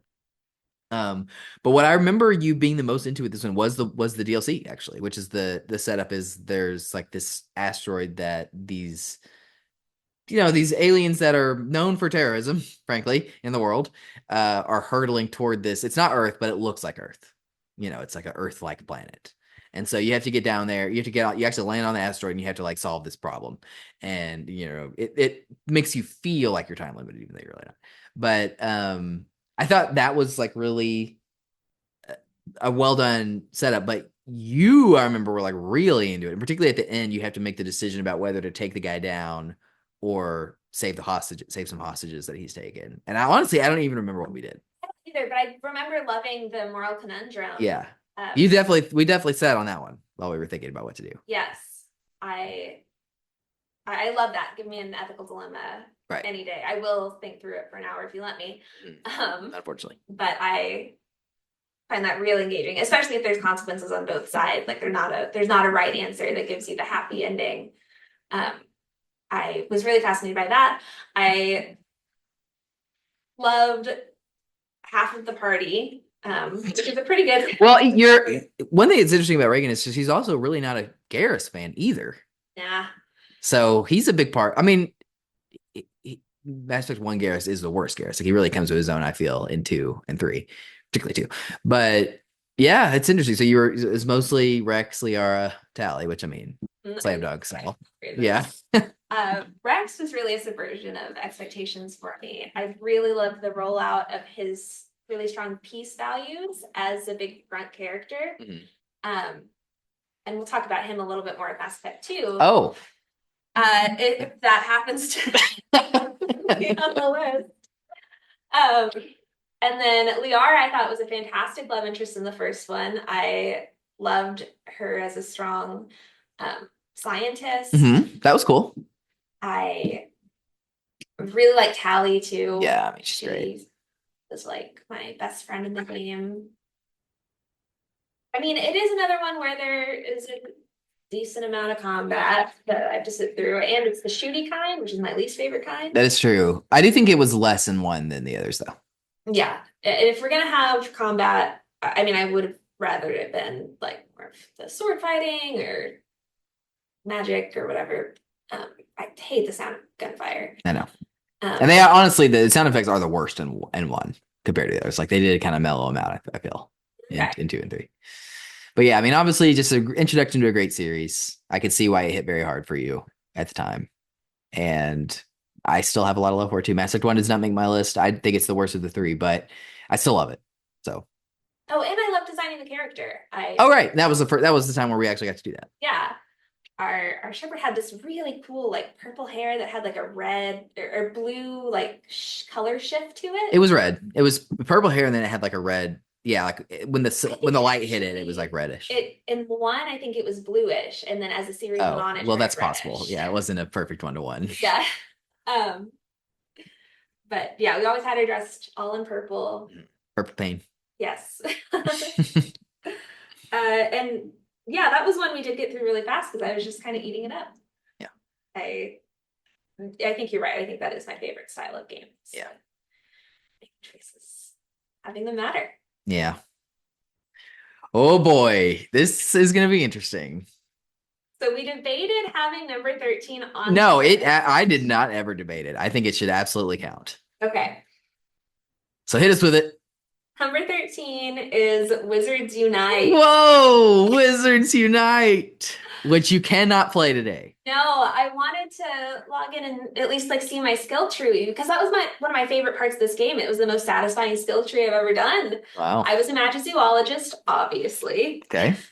And it was so satisfying. It was something I played with coworkers after work. We would walk around little shopping center and town hall. I just want to point out, you didn't really get into Pokemon Go, right? No, I played it. So this was your Pokemon Go experience. Yes, exactly. Okay, but you're also a much bigger fan of Harry Potter than Pokemon. Yes. You're literally wearing a Harry Potter shirt right now. That is true. It's a fan shirt. It's Hagrid holding up Harry like in The Lion King. Yes. I do have a Harry Potter tattoo. It was a big part of my childhood. Your only tattoo? My only tattoo. I got it when I was 18. My mom read me all the books, and so mine too.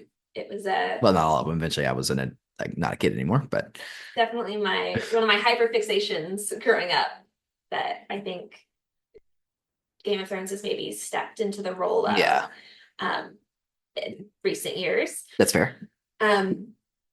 But yeah, I would play this. My mom would play, and yeah, that's fun. We had a lot of fun. We were different classes. I think she was a professor, which she is a teacher. So we both were pretty on the nose with our classes, and so we had different skill trees that we got to compare and different strengths. Now, what was your mom? What house was she? What house? Surely they put you in houses. I think you get to pick your house. Oh, disgusting. If I remember correctly. Well, actually, that's how everybody. I mean, that's how it is in the new one too. Really, we did it right. She's Hufflepuff, like yourself. Okay, yeah. You can tell because you're wearing a big Hufflepuff jacket. That is true. This happened to be the jacket that you handed me whenever I said I might need one while we were recording this. Yes. So I am wearing a Hufflepuff jacket. We were very cold on our January honeymoon. Which was at Universal Studios. Yeah. And Disney. Yes. I feel like you might have undersold how big of a fan you are. You like literally Reagan's childhood room. The wall is lined with pages of Harry Potter that she ripped out and pasted on her wall. Yes, she made a wallpaper out of Harry Potter pages. I have 13 replica wands. Yeah, she has a wand collection. My Sweet 16 is a Harry Potter. So yes, it makes sense that you would like this game. I went through a little bit of a grieving process with some of the things that J.K. Rowling said. I now have a strained relationship with Harry Potter. I've peeled it a little bit and I'm able to make some separations in my mind. But that was not a thing when I was playing Wizards Unite. Right. There was no inner conflict there. Okay. So I just got to learn spells and catch magical beasts. Yeah, I wondered about that, like what you were actually doing in there. Because like with Pokemon, it's very obvious. You're going around, you're catching Pokemon in the world. Kind of right. It's like writes itself. But with Harry Potter, I don't understand as much like what you could be doing in the real world. Well, there were different like Obviously, I never played this for people who can't tell. I don't remember exactly the premise. Oh. What you're practically doing is doing different finger swipe motions Yeah. for different spells to catch, or not catch, maybe catch, I don't know. They weren't like actual like Thestrals and Hippogriffs and Death Eaters out there. It was some sort of projection, I think, or Yeah. some sort of That's how apparition. Pokemon goes as well. So I don't know if you're catching them or just getting rid of them and getting credit for it or Okay. whatever. Cleaning up the streets. Yeah. You go, there's different landmarks. Filth and out you go, there. Veterans Memorial. Yeah. Churches were big, I bet. At least the Pokemon Go, like the Pokestops, all the churches had them. I walked the dog a lot more. Okay. To get my steps in to hatch things. Oh, you were hatching things. So very similar to Pokemon Go. Yeah. I think I was hatching things. There was some sort of need to get steps in. Okay. And I think this game got some money out of me. Oh God. I purchased some things. Anyway, mostly what I remember is fond memories with my mom and coworkers, and so it's not all the game's own merits. This one, the joy meter, is definitely impacted by gaming memories with people that I otherwise don't have those with. And like getting out there, Sunshine does a lot for my. Yeah, we all felt that when we played Pokemon Go in 2016. It's just did it for me in the way that Pokemon Go did it for others. Now, do you know when and why you stopped? Because eventually you stopped. It might have. When did it shut down? So it launched in June 2019, and it shut down. So that was when you were working at iPic, right? Mm-hmm. Which is a movie theater, and it shut down in January 2022. So it did not even survive 3 years. Obviously, we met in February 2021, and I never saw you play it. I do remember playing in 2020 because I remember they switched to the thing where you had to get steps. There was like an alternative method because they didn't want you to have to, or maybe it was a switch to landmark thing. They had some sort of COVID alternative to things. Sure. It's amazing how rusty I am on it now. It's interesting to me that it was such a failure because one part of that is because Pokemon Go still existed, so people that were like really into Pokemon Go didn't have to transition to Harry Potter, so they were really banking on the Harry Potter fans. But yeah, it seems like it was just a complete flop, which is interesting because Hogwarts Legacy, which came out last year, obviously it's a much more traditional game. That was a huge success. That was like the best-selling game of last year, I think. And that's after all the controversy. So it's just interesting that this was, considering how big that property was, that it did not land. Yeah, I don't know what didn't work for people. It's probably not a matter of it didn't work for people. I think probably just a lot of people are like me and just didn't play it. Well, why didn't you play it? Well, I had already done it with Pokemon Go. And I hadn't even been playing Pokemon. Pokemon Go was 2016. By 2019, I was not still playing Pokemon Go. We had left that long in the dust. Most of us. I mean, the people still play it today, but yeah, I hadn't like logged into that. And so we loved Pokemon Go. I mean, it was a huge craze for sure. And I was swept up in it. But once it wore off, it was like, I don't need to do that again. Like, I don't care about Harry Potter enough to do that, have that experience again. And I also think it wasn't as clear what you would be doing. In Pokemon Go, it's just such a clean premise. It makes perfect sense that you could, anybody who knows anything about Pokemon, like, yeah, it makes perfect sense. You just go around catching Pokemon. Yeah, I mean, it had an equivalent of gyms where you would go and battle other people. Right. It's the same company that did Pokemon Go. So it sounds like it was basically the same thing, just with a Harry Potter skin. That, I guess, made all the difference for me. Very interesting. Okay. Okay, number 12, Jackbox Party Pack 7. Okay. So this is interesting. Here we go with the Jackbox game. Something that we really gotten into play with our families, right? I'd always heard Ben Hansen talk about them, but I had never tried them until meeting Reagan, and not even like this is a fairly recent development of us getting into the Jackbox games. Part of bringing games back into my family's life, which mom credits Reagan with. Oh. Well, it was a Christmas gift initially. Oh yeah. As to her, we thought she'd like it. Yes. So Party Pack 7, the collection here is Talking Points, Quiplash 3, Blather Round, Champed Up, and Devil in the Details. I think Talking Rounds is probably the champion of those, right? Yeah, I had a lot of fun with that one. Now, this, of course, is the Joy Meter list, not the greatest games list. So I understand that on paper, these games are kind of silly or simple or whatever, but getting family together that's not normally into games or whatever. That's this very is like fun. such a great intro. We laugh so much in this game. I think our families. I think some of the hardest I've ever laughed ever was Talking Points specifically with your family. It was number 3 hardest I've ever seen you laugh. Oh, really? Number 1 is that coyote peeing on that Possum. Okay. It's playing dead. I don't think that's true, but oh, it's true. You were rolling on the floor. I was rolling on the floor with your mom's presentation at Talking Points. Well, that was number 3, and then number 2 was that scene in Robin. You're overrating how hard I laughed on those compared to your mom. I was like in tears. It was so funny. Shout out to my mom for being an absolute blast to play Talking Points. Yeah, she is the best, I think, at Talking Points with the people I know. Truly. So I want to point out also an interesting point about that, and just like how hard you saw me laugh with Talking Points, is you were like, you saw where this party pack is on my games list, which is like, I think it's 153.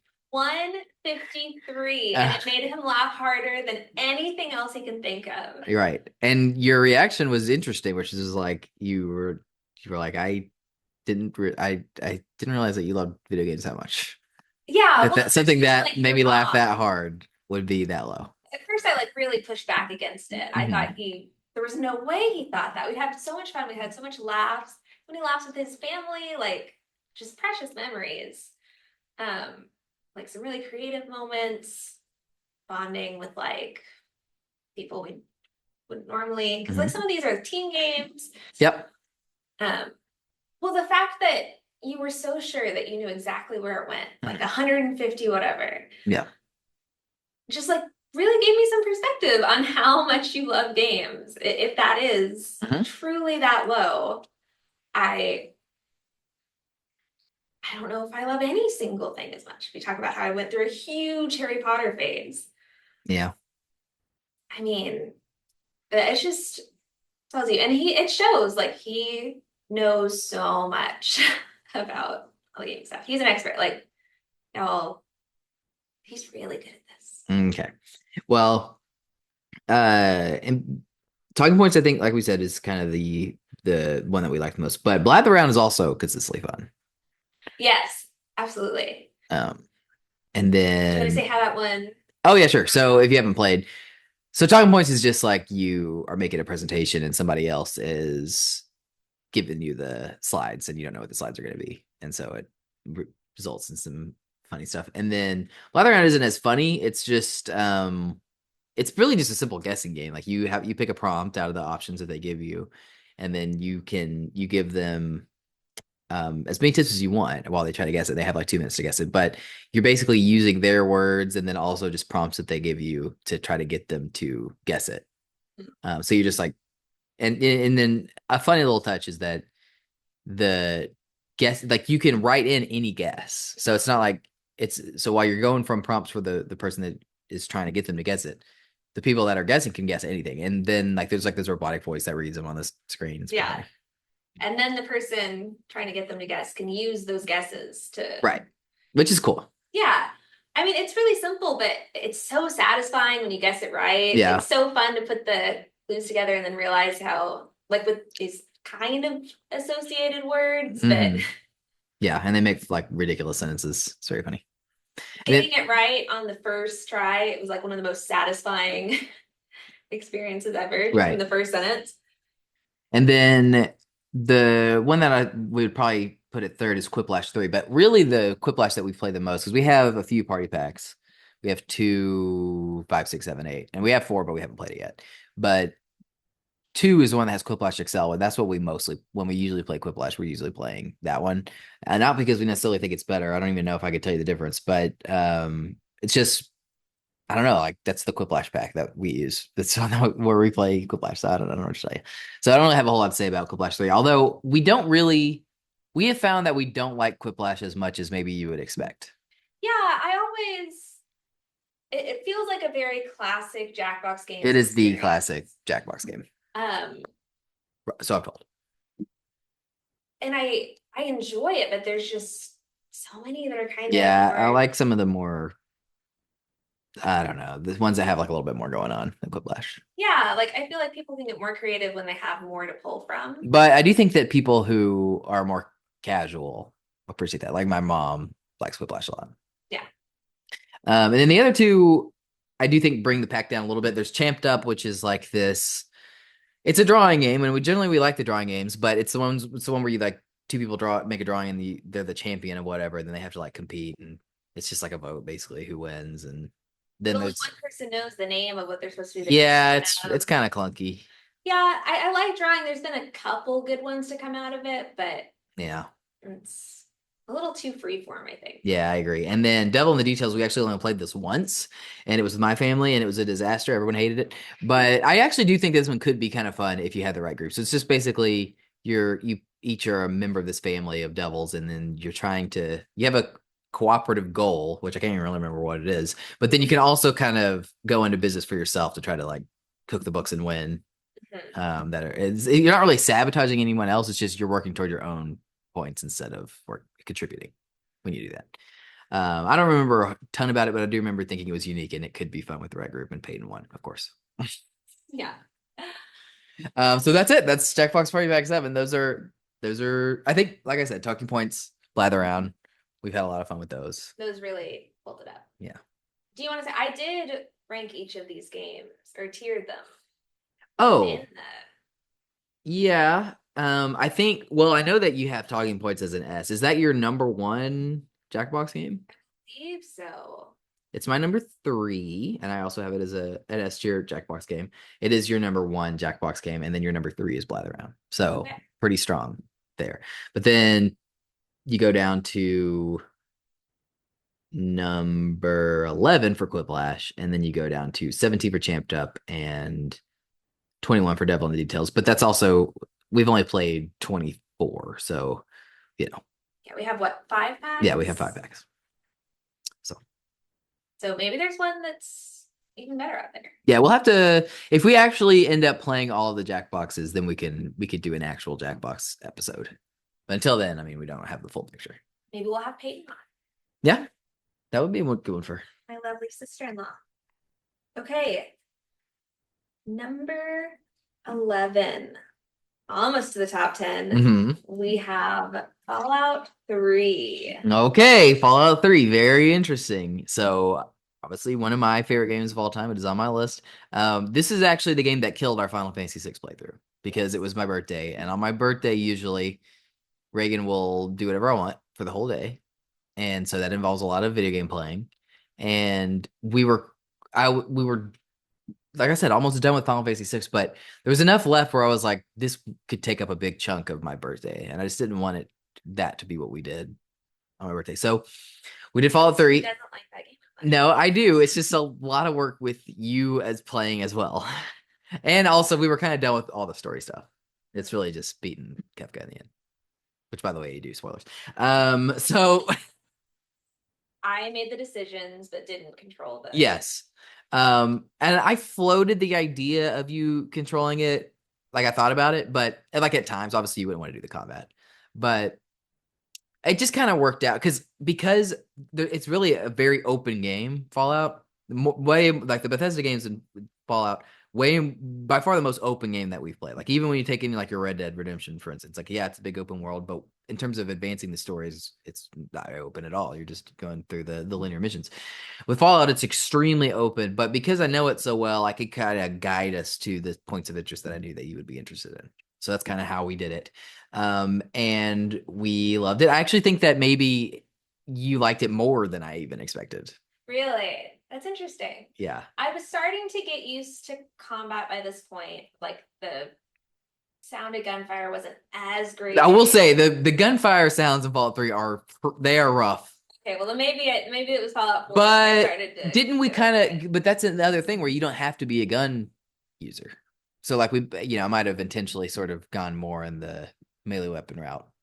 I don't really remember what our. I think honestly, I don't think we really spec'd into weapons much at all. Science and charisma. Yeah, we were like non-combat skills, that's also a big thing about the Fallout games. Is like you can. Most games, whenever you're leveling up and getting perks and things like that, really what you're doing is improving your ability to kill people.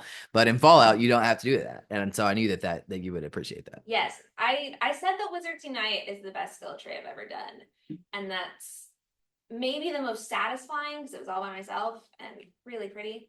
But realistically, it's probably one of the Fallout ones. Yeah, probably Fallout 4 more than 3 because 4 is the one where it would pull up the poster and like you can see all the levels and stuff. 3 it's not quite as refined as that.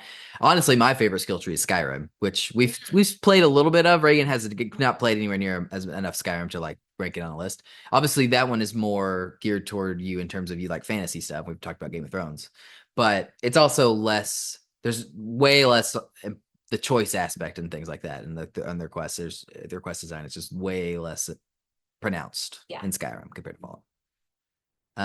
So what did you think about like did the fact that it was like very open, did that even like stick out to you at all, or is it because I was running things like it didn't really impact you so much? Well, I have a terrible sense of direction. Mm-hmm.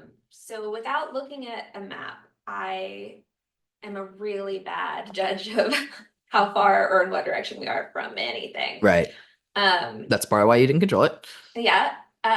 So definitely a more confined space helps me not be as stressed about getting lost.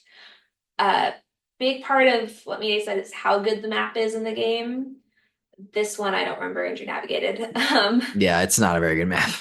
It's kind of the reverse for me because like generally when I play games, I actually do like to have a pretty clear the idea of what I'm doing. Like I hate the idea of like feeling lost and stuff just because I don't like the thought of like wasting time. There's like a lot of games that I need to play in my life, and that's a waste of time. Better believe he's got a list. But in Fallout 3, like this was the first really open game that I ever played, and it really was like mind blowing at the time. Because I didn't know that was the kind of game that it was, and so you start out in the vault, with your dad, and then you kind of see some periods of your life unfold, and I think that's very effective.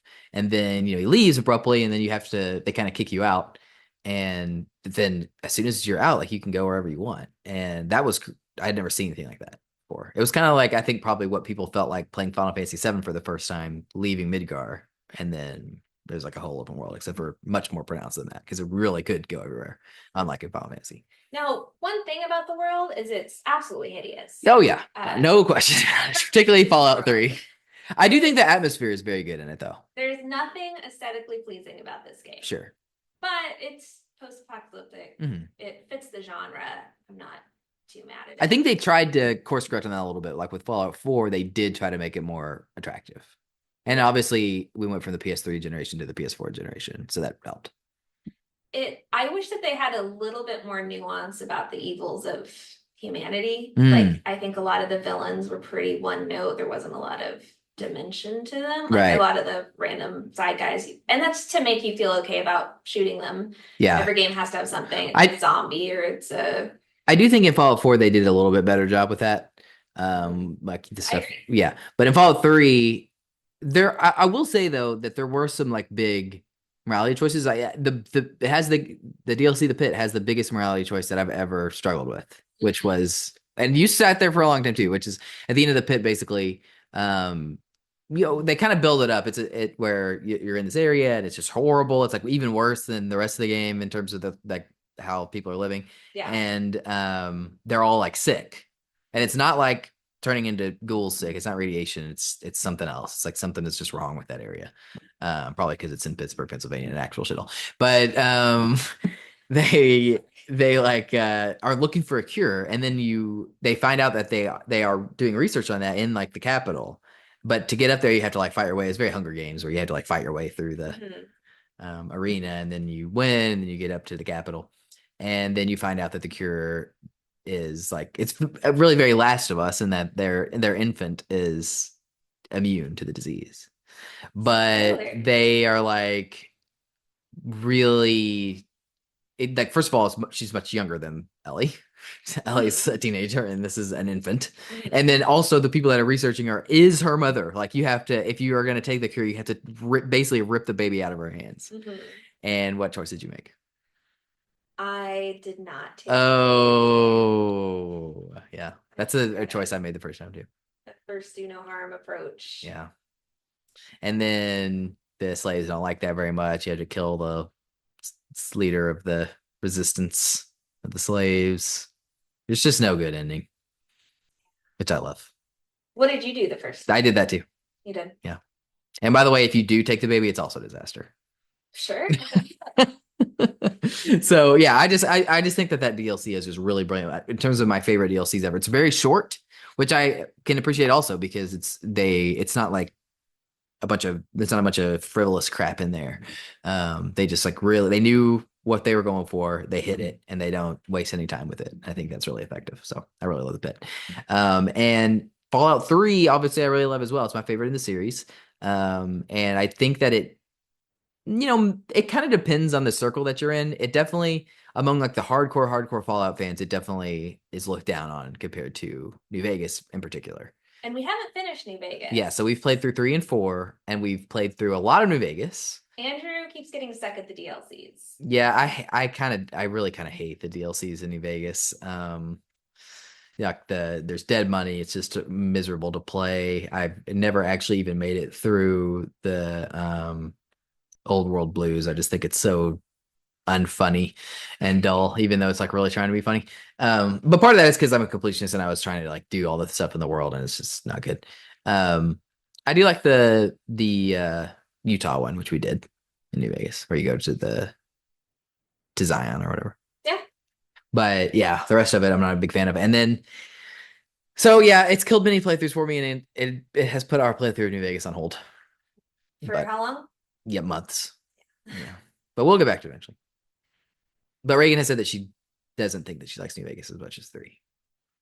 That's probably true. Yeah. But we'll see. Maybe it really sticks the landing.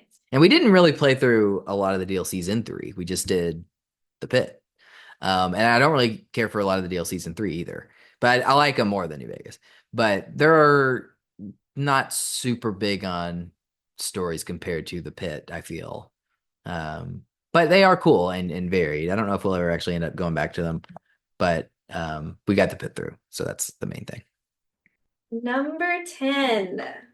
We have Kingdom Hearts. Okay. Kingdom Hearts. So now this, on paper, is kind of the perfect blend for Reagan because it mixes her love of Disney, which is probably her number 1, then my love of Final Fantasy and her appreciation of Final Fantasy, I guess we could say. And then tied together with like this original story.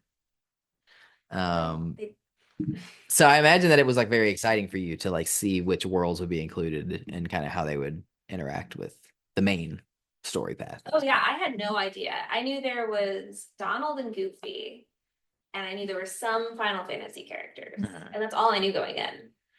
I will say this game does have a lot of combat. Yes, it does. It's not grating and as off-putting as like some of the more graphic stuff or gunfire stuff in other games. but it is more monotonous to sit through. Yeah, it can last a while for sure. So if you're gonna like show this to your girlfriend or something, I would maybe let her go on her phone during some of the combat. Well, don't we do that? Not for like games that are on your time. You totally go on your phone during combat. But we've made an exception for Ghost of Tsushima and Final Fantasy Rebirth. Yeah. Because, oh my God, those go on forever. Well, I think it's fine for you to be in combat on your phone during combat in Kingdom Hearts as well. I'm sure that we did. Did any of the worlds that were in that game stand out to you in terms of how, the Disney stuff? Well, I thought Little Mermaid was really fun and how Mhm. they redesigned the trio Oh, in yeah. the water, like the Right. turtle and Little Merman. Mhm. That was very cute. I love Winnie the Pooh. Right. Oh my gosh, talk about nostalgia. And that one they kind of roll out gradually because every time you get a page, you have to go back to the book. So that's cool. Just the most wholesome thing on earth. Like it was precious and I loved every second of it. Yeah. And there was no combat in Winnie the Pooh world. That is true. It's fantastic. Yeah, there are bad mini games, but I like bad that's minigames. well then Square Enix. That's the company for you. Another one that I think that you kind of got a kick out of, even though it wasn't like a huge, it was kind of like Winnie the Pooh where you just kind of work on it over time, but the Dalmatians were hidden all over the world. Oh, that was very fun. And then we would take them back to their house in Traverse Town, which is my number one. I think Traverse Town might be my number one setting of any game. I know, I heard you say on your episode that you live there over anywhere else in a video game. It's like such a great combination of all of the great elements of Final Fantasy or of Kingdom Hearts, because like there's some Final Fantasy characters that are there, but then and like there's Moogles in the streets and stuff, but then it looks more like a Fantasyland from Disney World type setting, but it's always nighttime, which I like. And then like the Dalmatian house is there, and I don't know, just the atmosphere of that place is just so good. Yeah, and I mean, with finding those Dalmatians, like who doesn't love puppies? I mean, other than Carlin, Right. It's like kind of the whole point, but that's true. And Kingdom Hearts 1 also, in terms of the games with the best endings, like Kingdom Hearts is very high on the list. Up there with Final Fantasy 9 and like Red Dead 2. Yeah, I think I cried. Yeah, I cry during the ending of Kingdom Hearts often. It was very sweet. I don't remember the specifics. This series, we played a few games in the series, and it gets a little convoluted. Well, yes, it does. That's part of the reason that I appreciate Kingdom Hearts 1 so much, is because it's kind of before it got super convoluted. And it's just the one that I obviously played first because it was the first one. And this was one of the few series that are that old that I actually did play at the time because it was rated E, so I was allowed to. But with Kingdom Hearts, what we're kind of trying to do it like you're supposed to, which is to go not in chronological order, but there just is an order that you're supposed to do it, and that's the order that they give them to you on the PS4 and 5 versions these days. So we've done one. We tried to do Chain of Memories and pretty quickly just watch the cutscenes, which I think is what a lot of people do. Then they don't give you the game of 358 over 2 days. I assume that's how you're supposed to say it. I don't really know. It's laid out as 358-2. So whatever you're supposed to do with that. Yeah. And then that's the rock, where your Roxas in that one. And I actually have played that game on the DS, but for us and our purposes, and it worked out probably better that anyway, for it to just be the cutscenes, and that's what they included on the disc. And then we have gone through some of Kingdom Hearts 2. Yeah, it's a really interesting series. I mean, obviously it's a fun premise. Mm-hmm. I liked a lot of the different worlds, like the Tarzan one. Yeah, I really like the Tarzan one. I think a lot of people struggle with that one because it is kind of a pain to play, but you didn't have to deal with that. So some of the characters that are a little better adapted than others. Okay, such as? Well, Sid's spot on in that I hate him in both. Okay. Although they really hide a lot of his dark side in Kingdom Hearts. Yes. I think he should be like hanging out with Maleficent. Wow, that's maybe a stretch. Well, he sucks. Okay. Jasmine sticks out to me as one that wasn't done particularly Oh, really? well. Interesting. I do have a bone to pick with this game. Okay. Which is the 6 princesses thing. Well, there's 7. Okay. Kyrie's the 7th. Kyrie's the 7th. Alice is not a princess. Well, The She doesn't count. They had another princess. What did they have? Well, okay, name the ones they. Well, you gotta remember this came out in 2002, so they didn't have as many then as they do now. But they used the kind of the ones that you expect. So Sleeping Beauty, Cinderella, Snow White. They used Belle. They used Alice. And then who is the sixth That's one? they didn't use Ariel. Oh yeah, they didn't use Ariel because she's a fish. Okay, if only there was a way that she could get feet into You it. gotta say that for future titles. But they didn't. I. Oh. Oh, I'm sorry. We're not done with Kingdom Hearts 2 yet. Well, yeah, and that's another thing that's interesting about the series, which is kind of where I was going with this, is that I played this at the time. I played 2 at the time, but I have not played 3. I have not played Dream Drop Distance, which comes out before 3. So I've gone through the ones that we've discussed, and then Birth by Sleep. Now, 3, I do know a few of the characters because Andrew wanted to entice me to Yeah, play the series. these are like the movies that Reagan is excited about. I'm pretty hyped for that one. Yeah, and it's interesting because Sean Kingdom Hearts 3 is Sean's favorite. And Oh. but I don't think that he did it right. I don't think he played all the games leading up to it like they were trying to. Mess up. Yeah, it is. Well, it's not just that he did them out of order. I think he just skipped them. I think he just skipped all the ones that didn't have a number at the end. And from what I've heard, that's not what you want to do because they really pull from all of that stuff. And that is part of the, it's convoluted, but at the same time, they do make all of the games matter. So there's something to be said for that. Yeah, I appreciate that. I appreciate the risks they take with overall storytelling. Yes. And, at the end of the day, you do kind of have to applaud what is such a batshit premise. They embrace that. Yeah. So, people that love Kingdom Hearts like really, really love it. And I do count myself among those people. We just saw Brett finish playing it. Yeah, he is also now among those people. You can look forward to his list down the road. I will say, I've rarely seen him more frustrated than fighting the final boss in that game. Yeah, he had some challenges. He wasn't quite ready. I didn't have to deal with any of that. Didn't have the full cure spell. Yeah, Reagan just sat back and watched. Andrew very rarely dies, which is very convenient. Yeah. For someone that spends a lot of time watching him play video games. Do my best. So dying in your number 9. My number 9 is Jackbox Party Pack 8. Okay, so this is our peak Jackbox. I agree. I think 8 is the best one.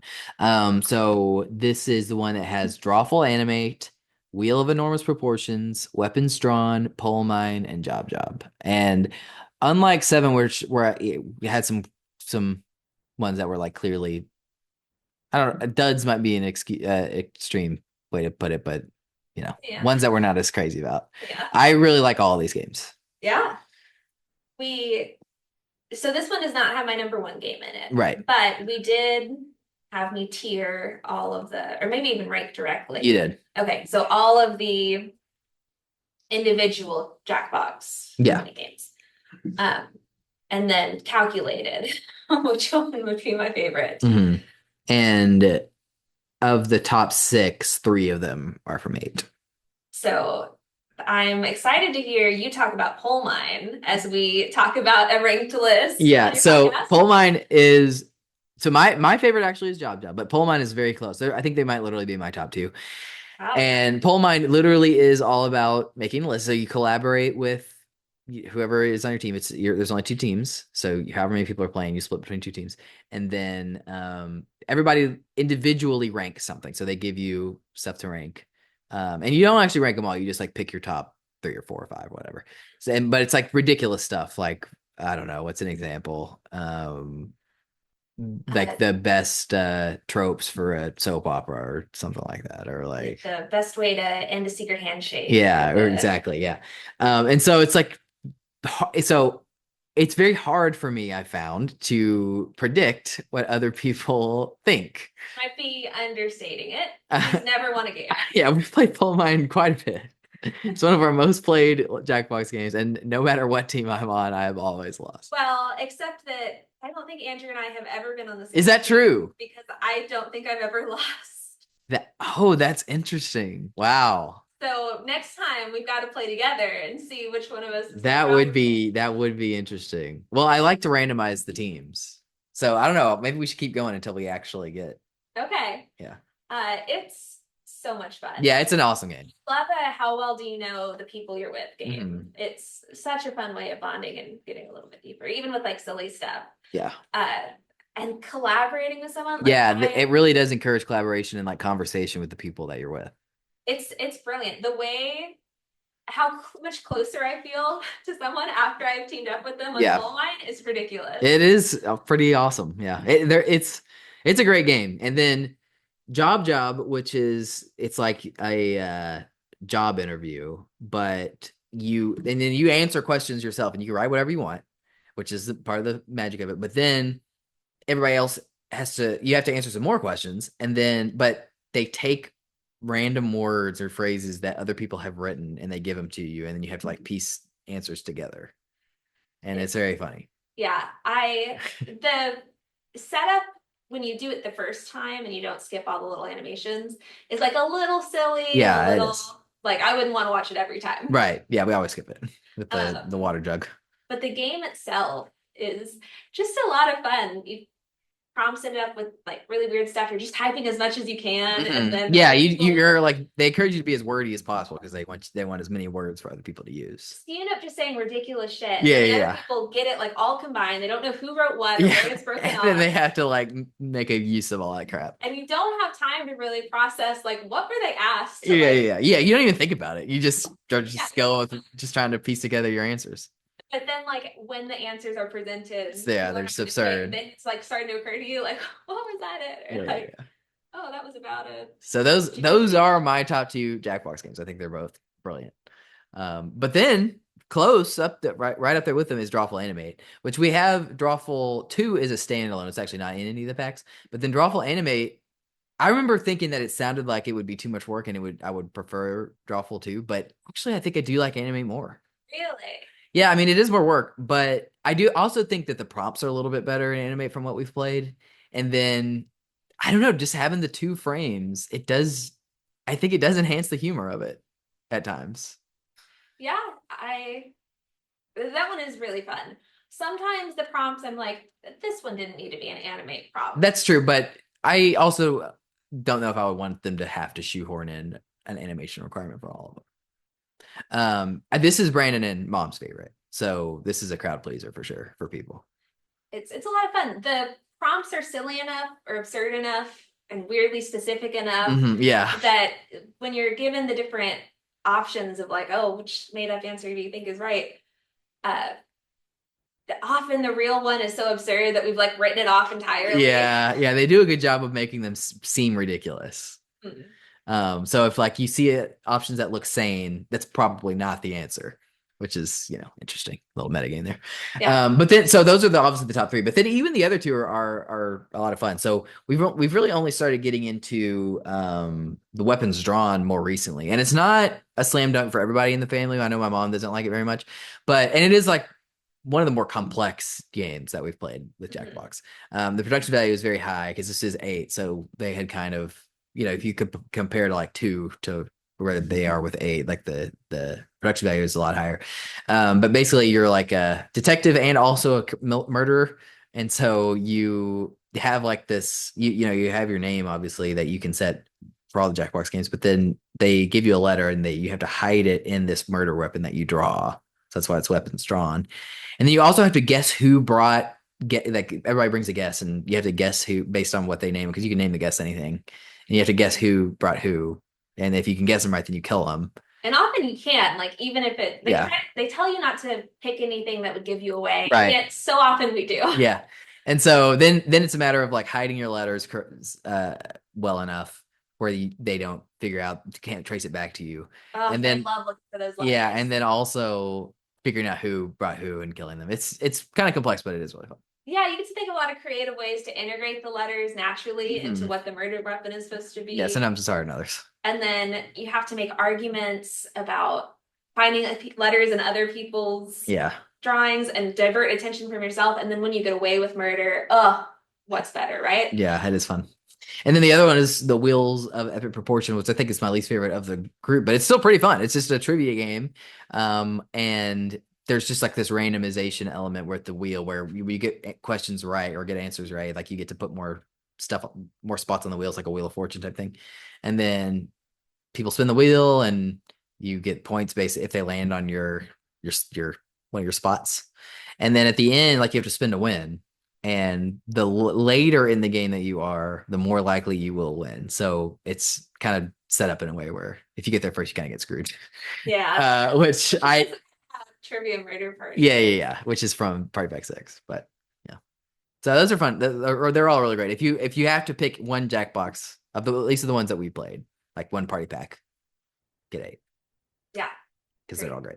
And did we even mention everyone's answering stuff on their phones? So oh yeah, everyone has in their pocket. You don't have yeah, to that's how that is how the Jackbox games work. Where you buy them on basically anything. You can buy them on Steam. You can buy them on any of the major platforms. I buy them all mine on Switch because it's just easy to take over to other people's houses and put on their TVs.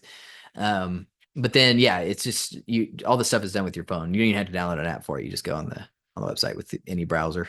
So it's really easy to do. Anybody can do it. Sometimes we help the older people. Yeah, but they can realistically they can do it. Yeah. if they had the attention span. So lots of fun. Highly recommend. Yeah. Next family reunion. Very fun. Okay. Number 8.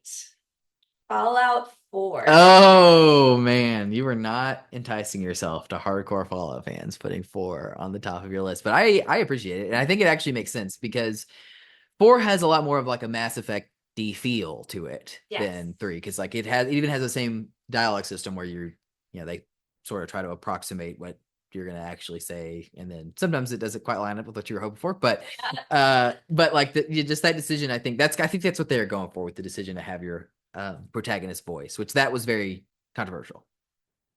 Yeah. Decision. This is another one you get to pick your gender and like build your character, right? So I believe I was another gay woman. In fact, yeah, you definitely romanced Piper. Did you also romance Curie? I think you might have had a 3-way going on with the women. Oh, once Curie was on the table, she was. Because at first she was a robot, so she was off the. You didn't understand that was an option. Yeah, and then she wasn't. I always loved Curie. I mean, passionately. Yeah, and then she wasn't a robot anymore, and you're like, "No, hang on." So I might have broken someone's heart. I don't even remember. No, I don't think they ever confronted us with that. Okay. But yeah, I think so. This Fallout is obviously there's things that it's really interesting. Fallout 4. I think it's a really interesting game, and it's a game that was I generally liked, but not really as generally liked as 3 or New Vegas. But then at the same time, I think it sold better than those. So like it hit a broader audience, which makes sense because I think they did streamline a lot of stuff.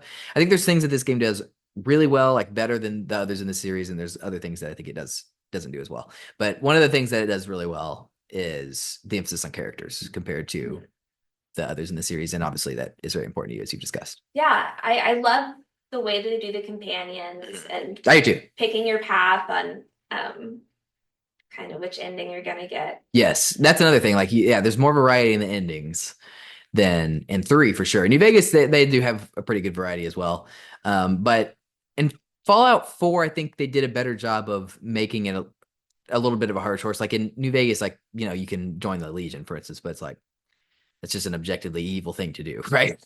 And I don't want to spoil things for New Vegas because obviously we haven't finished it, but I think you were already kind of getting an inkling of the different directions you could go. But there's one direction that I think is just so objectively the best one that I've never done any of the others. Whereas before I've done them all.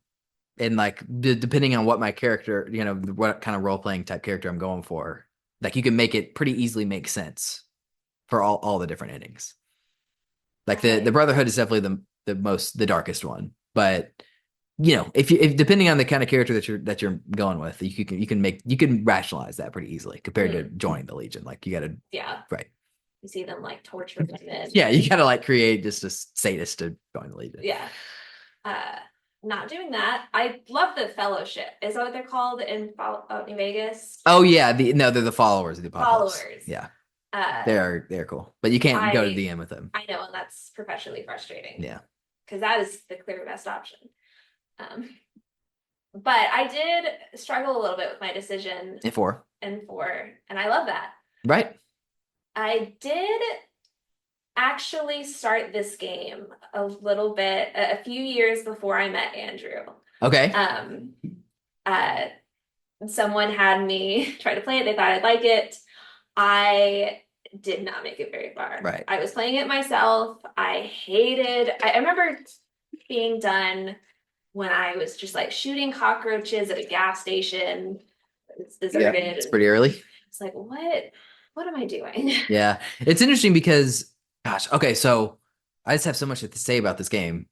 Yeah, because this isn't my top 25, so I haven't been able to talk about it yet on the podcast. But Fallout 4, I don't think there's any question, except for like maybe Jack 2 when I was like a young kid. This is by far the most excited I was for a game before it came out. Because I loved 3 after playing it for the first time, and then I went on to play New Vegas and Skyrim as well. You know, those are all, well, New Vegas is not a Bethesda game, but you know, they just copied the formula. But yeah, coming up on 4, and like, you know, as you saw, because we did 3 first, like the jump in terms of the presentation and like the graphical quality and just the way the game looks is significant over 3, right?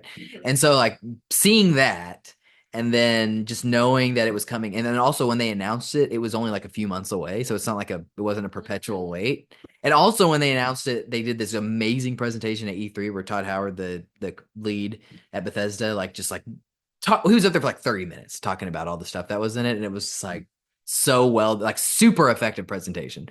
I don't think anybody, even people that are not fans of Fallout 4, I think I've never heard anyone like speak ill of that presentation, and it's like phenomenal. And so like just that the hype that I had for that game, and then the amount that I played it, like after it came out, I barely played anything else for like 2 years. Wow. It was just it was too much, like honestly. And yet, having said that, it's not in your top. I already look back, even with all the time that I spent. Yeah, it's not my top 25 because there's, first of all, I've just played a lot of amazing games, so it's just hard. It's hard to break in, but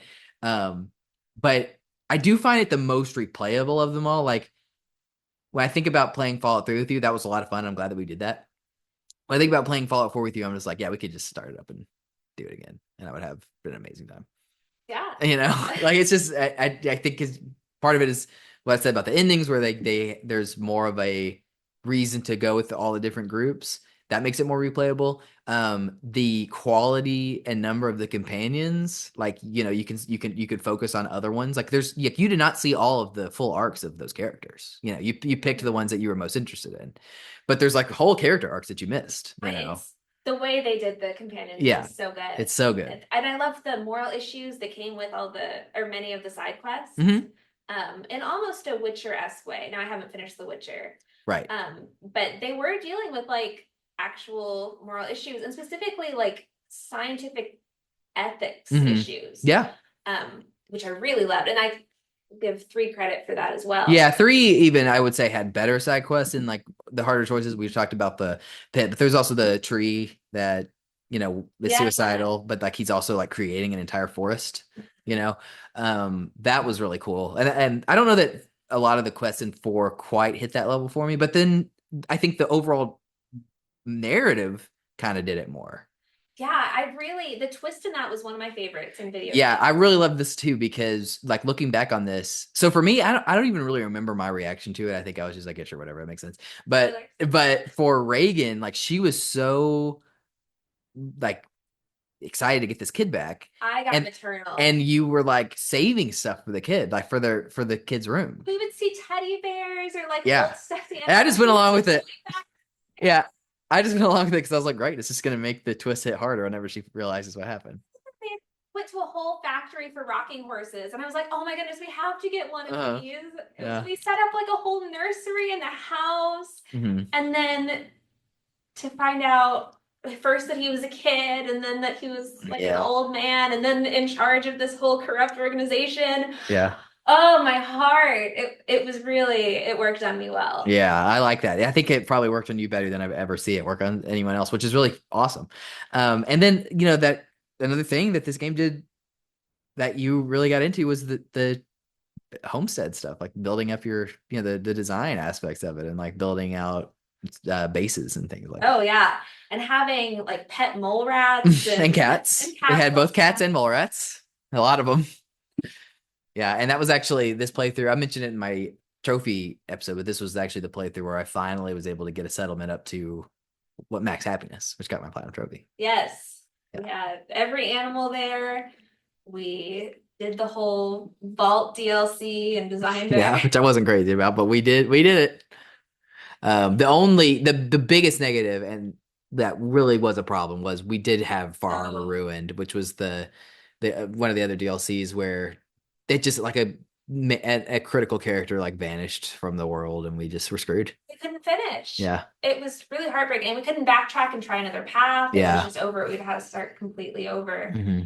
And I want to go back and watch videos of what would have happened with the ending we were literally on the cusp of. But Andrew, it still like stings a little too much. Yeah, it does. I was really mad about that. Yeah, that was what a letdown, because that was a really good DLC up until we couldn't do it anymore. Yeah, a lot of people really like it. I've always thought it was a little bit overrated, but it is good. Yeah, it's one of the better ones for sure in the history of Fallout. Maybe even number 2 after the Pit for me. So yeah, obviously we had a lot to say there, but it's an awesome game. Like I don't think I think it's like a really consistently high bar of quality. I don't think it ever quite has the peaks for me of some of the other games, and that's why maybe it doesn't quite make my top 25. But I think it's a really special game. Agreed. On paper, I mean, I would not think it was for me, just in terms of the aesthetic and all that. But yeah, it's got a lot of gems in there. Okay, number 7, The Last of Us. Okay, now I think this was maybe the second game that I ever showed you after the first one, which we won't discuss yet. Yeah. And it was not a hit at first. No, it did not go well. Yeah. You gotta talk about that. We went to bed upset. So this is one that we tried to have me control. That was a mistake. Yeah, this is the game that taught us that was not going to work out. I liked the little domestic stuff to learn how to walk around at first with the daughter. Sure. And then everything fell apart, and I was not like, I wanted to take notes in the controls, and it just wasn't sticking. I was just not experienced enough to try to play that game. And so I was so stressed, and it was so much violence off the bat, which was just off-putting, and I was not interested in continuing. Right. And then you were so disappointed. I was disappointed. And then I guess we gave it another shot, and I decided to control it. And then here it is at number 7 on your list. Number 7. Yeah, I really love these characters. I love Ellie and Joel's relationship. I really love the ethical issues at the end. The whole thing just really worked for me. I'm not a zombie person. Yeah, I'm not either. That whole aesthetic isn't normally my thing, but they found certain places to put beauty in it that were really fascinating. I love the whole premise based on the it's like it's a believable, or like not even believable. It's just it is a real thing that happens in like ants and stuff. And they did a ton of research into the ecology of it, and I really appreciated all that. I thought it showed. I think that helps a lot. The attention to detail in this game was really brilliant. Focus on storytelling. I don't think it glorified the violence. There was one part that ripped apart my heart. Yes. So, like, this game really deeply moved me. Yeah, it's rough. There's rough stuff in there. I had to take a break. Yeah. But it's a hard M. Yeah. And obviously this is one of the best, well, not obviously, I think it's obvious, this is one of the best adaptations in recent memory. We're talking about the show. Yes. Yeah, that was really cool. We obviously we had played it before that. We played both 1 and 2 before we saw the show. But yeah, I think pretty much everybody agreed that that was pretty awesome. Now we'll see what they think about part two, but Well, twos in this series are controversial, but yeah, they certainly are. I have some strong opinions on that, and we'll see which way that goes. Go through the list. Oh, well, that might be a hint. But yeah, really, Ellie absolutely shines Mhm. in this game. Yep. And that bond with Joel, and then that ending just really worked. It didn't need another one. Right. That's what everybody said at the time. Now whether or not it was additive or not to the series, we'll see. But Okay. yeah, anything else? No, I think we pretty much covered it there. I mean, obviously I talked a lot about this game on my list because it is on my list as well. There was even a time where this is before I met you, but there was a time where Last of Us was number one on my Right. list. Because like when I played it for the first time, it's just ahead of, particularly at the time, which I didn't play it at that time. Really, at the time, it really would have been something. But I played it in like 2018 for the first time. But it's just really ahead in terms of just the performance and the depth of those characters, and some of the twists and turns that the story takes. It's just really ahead of anything else that I had seen at that time. This was like pre Red Dead 2, which I think is on that level. And I think it was actually after I had played The Witcher 3, but I didn't fully appreciate The Witcher because I'd only played that game. I hadn't read all the books and stuff like I have now. So like just as a standalone story and in a video game, and really it really plays a lot like a video game. It's not like an RPG, where you're gaining levels or anything. It's really just a third person shooter with stealth elements. But On paper, not my thing. yeah, but it's just like everything that it's wrapped in is just so high quality, and it really blew me away at the time. And this is one that I have gone back and watched videos about and engaged with fans. Yeah, we just got finished watching a documentary about it. It's true. They're pretty proud of their work. It's definitely a fluff piece. Yeah. They deserve some fluff in it. It was a good game. They've got a lot of fluff, believe me, that company, Lord. Okay. Number 6.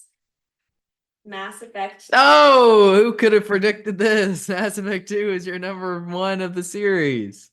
That's how almost everyone feels. Well, I was not influenced by other people. That's true. Because I know nothing about what people think. I wasn't 100% sure that you would feel that way at first because you really liked the first one a lot. And so I wasn't 100% sure that it would surpass it for you. But, one thing about 2 is just the quality of the cast is significantly higher than 1. And obviously we've talked about with Reagan that the quality of the characters is important. And yeah, Mass Effect 2, it is the best in that regard. One of the best games ever in that regard, really. We don't get Rex in our party, which was sad. No, but we do get to interact with them. Yes, the Rex content is fantastic. I would die for Rex and he would die for me. Yeah, sure you would. Such an endearing character. And I loved the juxtaposition with him and Grunt. He was like the Lilo to Grunch's Stitch. Mhm. He was teaching him how to, like, his values of peace. And they're both these big buff tanks. Mhm. Yeah, Grunt in particular, because he was genetically engineered to be a killer. Experiment 626. He kind of reminds me, like, I really like that trope a lot. I don't, it's been a long time since I've seen Lilo and Stitch, but when I think of it, I think of like Master Chief with Halo and Sephiroth, like these genetically created killing machines essentially. And then they have to grapple with their, I would say humanity, but Grunt is not a human, but you get what I mean. Find it and choose that side. Yeah, well, okay. Interesting. To a degree. I mean, Grunt, he likes killing pretty good all the way through.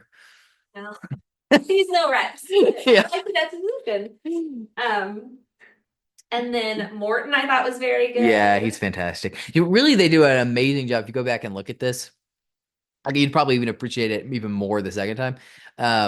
The way they introduce all these characters is so well done. Every single one of them is like phenomenally done. Like Morden, you see him and he's like just like in the middle of his science and he's just like going crazy with like all the people that he has in there and he just seems like completely insane. And then like Jack, when Jack showed, like it's almost like a Sephiroth reveal of Jack, where like you like see Jack's work before you see Jack, almost like you see her escape and then she's just like gone. Yeah. And then you're like trying to like track her down and like there's just shit blown up everywhere. Yeah. You're like, oh boy, what am I because Shepard is just like he has one goal, or she has one goal, which is to stop the collectors from stealing human beings. So that's what's happening. These like aliens are coming from out of nowhere and stealing humans. And he's just like, whatever, whoever I got to work with is fine. And then so he gets this list and he doesn't really know much about him. And then he like goes tracks them down, and then they're all kind of freaks. And he's just like, well, whatever. Which,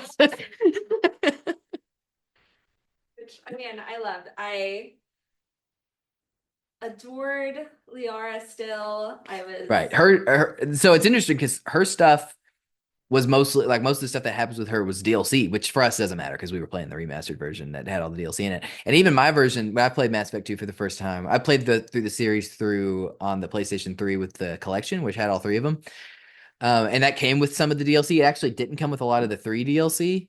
So I had to go in and buy that. But with 2, I wasn't even thinking about DLC. And when I found out, it was kind of like how I felt about Fallout 3. Like I didn't know that the DLC stuff was DLC, and then it blew my mind. And then with 2 as well, like all that Liara stuff I thought was so good, some of the best parts of the game. And then when I found out that it was a DLC, I was like, Jesus, that's crazy, Yeah, she is a really interesting route to go down with her. Mhm. Not Yeah. what I would expect. Very bold.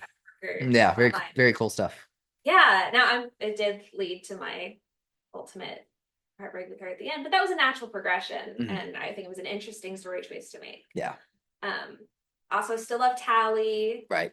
She's great in that one. One thing that sticks out about this one is, which, I mean, I think everybody would agree with this, is the suicide right at the end.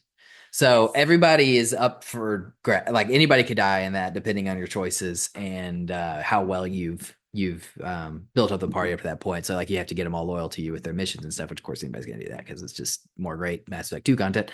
But yeah, the Reagan actually did pull off the suicide run without any mistakes. And now I don't remember. Obviously, she didn't have to worry about the gameplay aspect of it, but mostly it does come down to your decisions on the suicide run. I mean, every decision he didn't help me. I didn't. Yeah, it was impressive. Magic thumbs, but Right. I was so satisfied. Yeah, and that was like one of the best like trophy pops because that was like where you knew that you did it. Yeah, and it popped up. I'd see whenever I first played the game, I lost one party member, and it was Thane, which was very sad. Now, there was a couple, he said that if I didn't let them all live, that we were going to live with those decisions, except for a couple. Yeah, so my plan was to just let her crash and burn if she did. And then if any of them were bad enough, I would just reload. Like, we'd be like, that's what happened, but let's reload. Because, like, some of the stuff in Mass Effect, some of the best stuff in Mass Effect 3 happens with those characters. Yeah, so you said, like, no killing Wharton. So it's, him in particular. But it's, like, so... I really appreciate the boldness of that storytelling, though. Like them knowing that. Well, I mean, in Mass Effect 2 they didn't know, but Mass Effect 3 they wrote a lot of the best stuff in that game, knowing that not necessarily everybody was going to see it because not everybody was going to have them all alive. It was really cool. And I loved how they did it with like, okay, we've been letting you connect and learn about these characters the whole game. What have you learned? How well do you know their strengths? And yeah. That was one of the best parts for sure. It's great. Yeah. Really great send off. Number 5. Okay. The Last of Us Part 2. Okay. The Last of Us Part 2. So now, how much did I warn you going into this game that it was controversial? Did I even do that at all? Bit, I think. Really? Because we pretty much went straight from 1 into 2, like we would. I mean, it's... Because, I mean, for one thing, I didn't want you to risk having anything spoiled for you. But also, it's just, obviously, so if you listen to my list, you know that how I feel about Last of Us Part 2. I think it's incredible. And I like it more than the first one, as does Reagan. But, so I was just like super excited after we got through the first one for her to go into the second one. And what did you think? I loved it. I loved the bold story choices. I loved the focus on Ellie. I loved switching to Abby. Did you, or like even in the moment you were like, oh gosh, this is so exciting? Or what was your reaction to that? Excited might not be the right word, but intrigued. Yeah. I knew what they were doing about the the cycle of violence and the futility of revenge. And I loved that. I loved that they were not just glorifying shooting people, not just like, oh, it's not like a fun time to shoot people. Or if you're having that fun time, No, it is look, kind of fun. I just love how this video game handled violence. Like, Yeah. it was an example to me of you can absolutely have violence in a video game and it be additive to the story. And it is probably, there's a case we made, it's the most violent video game. But I also think that it handles the subject of the ethics of violence. Yeah. It's well enough to justify that. Yeah, I mean, there are other video games that have more over the top violence for sure, like a Doom or a Mortal Kombat or whatever, but those are kind of like cartoonized almost in a way. Like they're kind of, it's kind of part of the style of it, I guess. It's kind of throwbacks to old school video game design, where that was shocking. But The Last of Us, I consider it more violent in a way just because it's a lot more like realistic. But I think it's like a Song of Ice and Fire, and that it deals with extremely dark, violent things, but it's very clear where the story stands on that and what it's trying to say about violence. I do think I think it's just in the decisions that it made, with the death of Joel, then making you play as Joel's killer for as long as you do. I think it is the boldest storytelling I've ever seen in a game. I agree.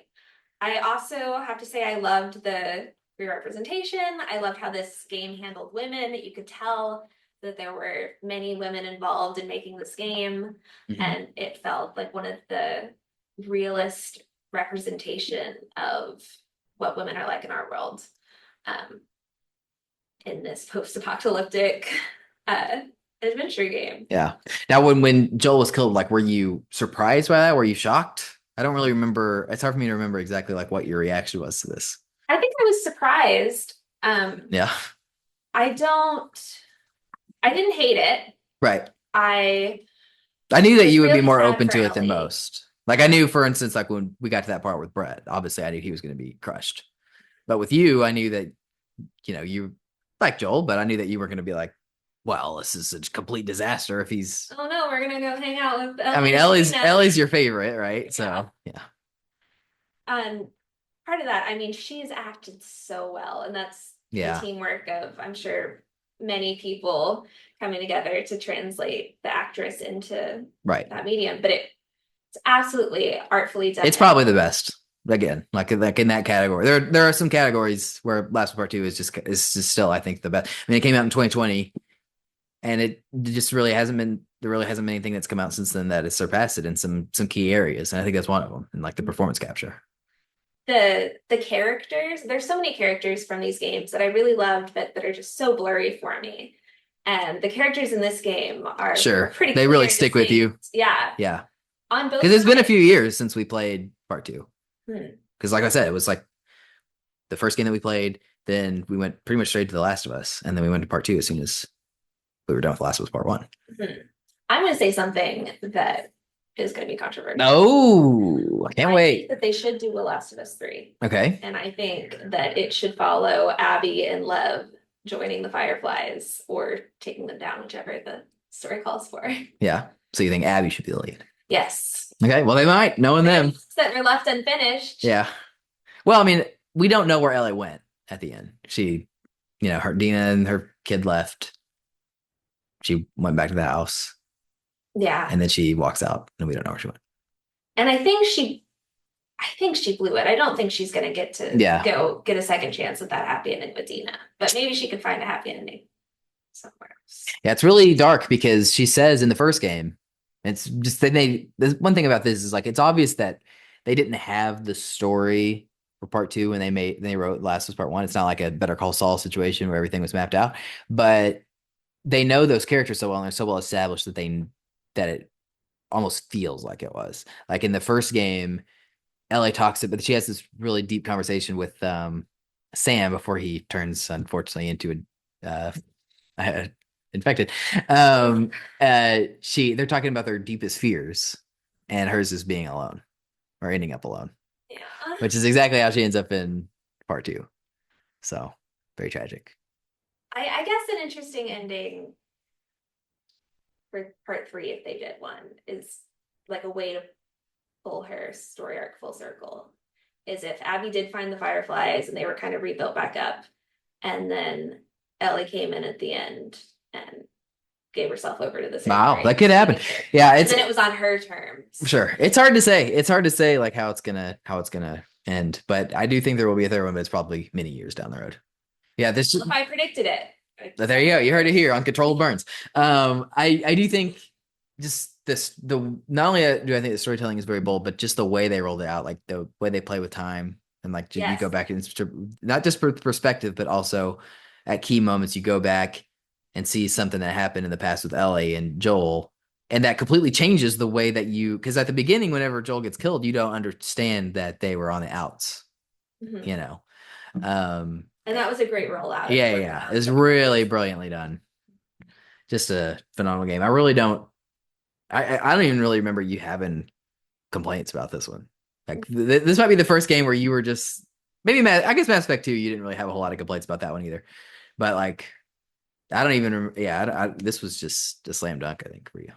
It was. And I think when we met, it was number 2 on your list. Yes, it's gone currently down a number little 4, but still very high. It has also gone down a little bit on mine. Right. Some of these are newer editions. Well, Except for the next one. yes. So this was my number 1 for so long. It's currently your number 4. It was the first game. No, it was number 1. Yeah, it was the first one we played. This is Heavy Rain. Heavy Rain.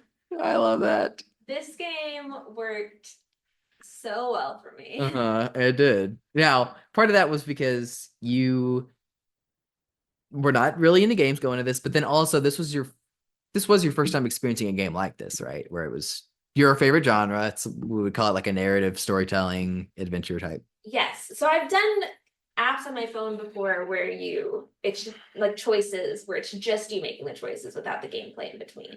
Right. And you did control this one except for during the action sequences. Yes. Now it is a little clunky. It's not the prettiest game. That is true. But I love a crime drama. Yes. I love exploring the darkness of humanity and finding little spots of light. You like the psychology of serial killers? I don't know if I don't like it. I'm fascinated by it to an extent.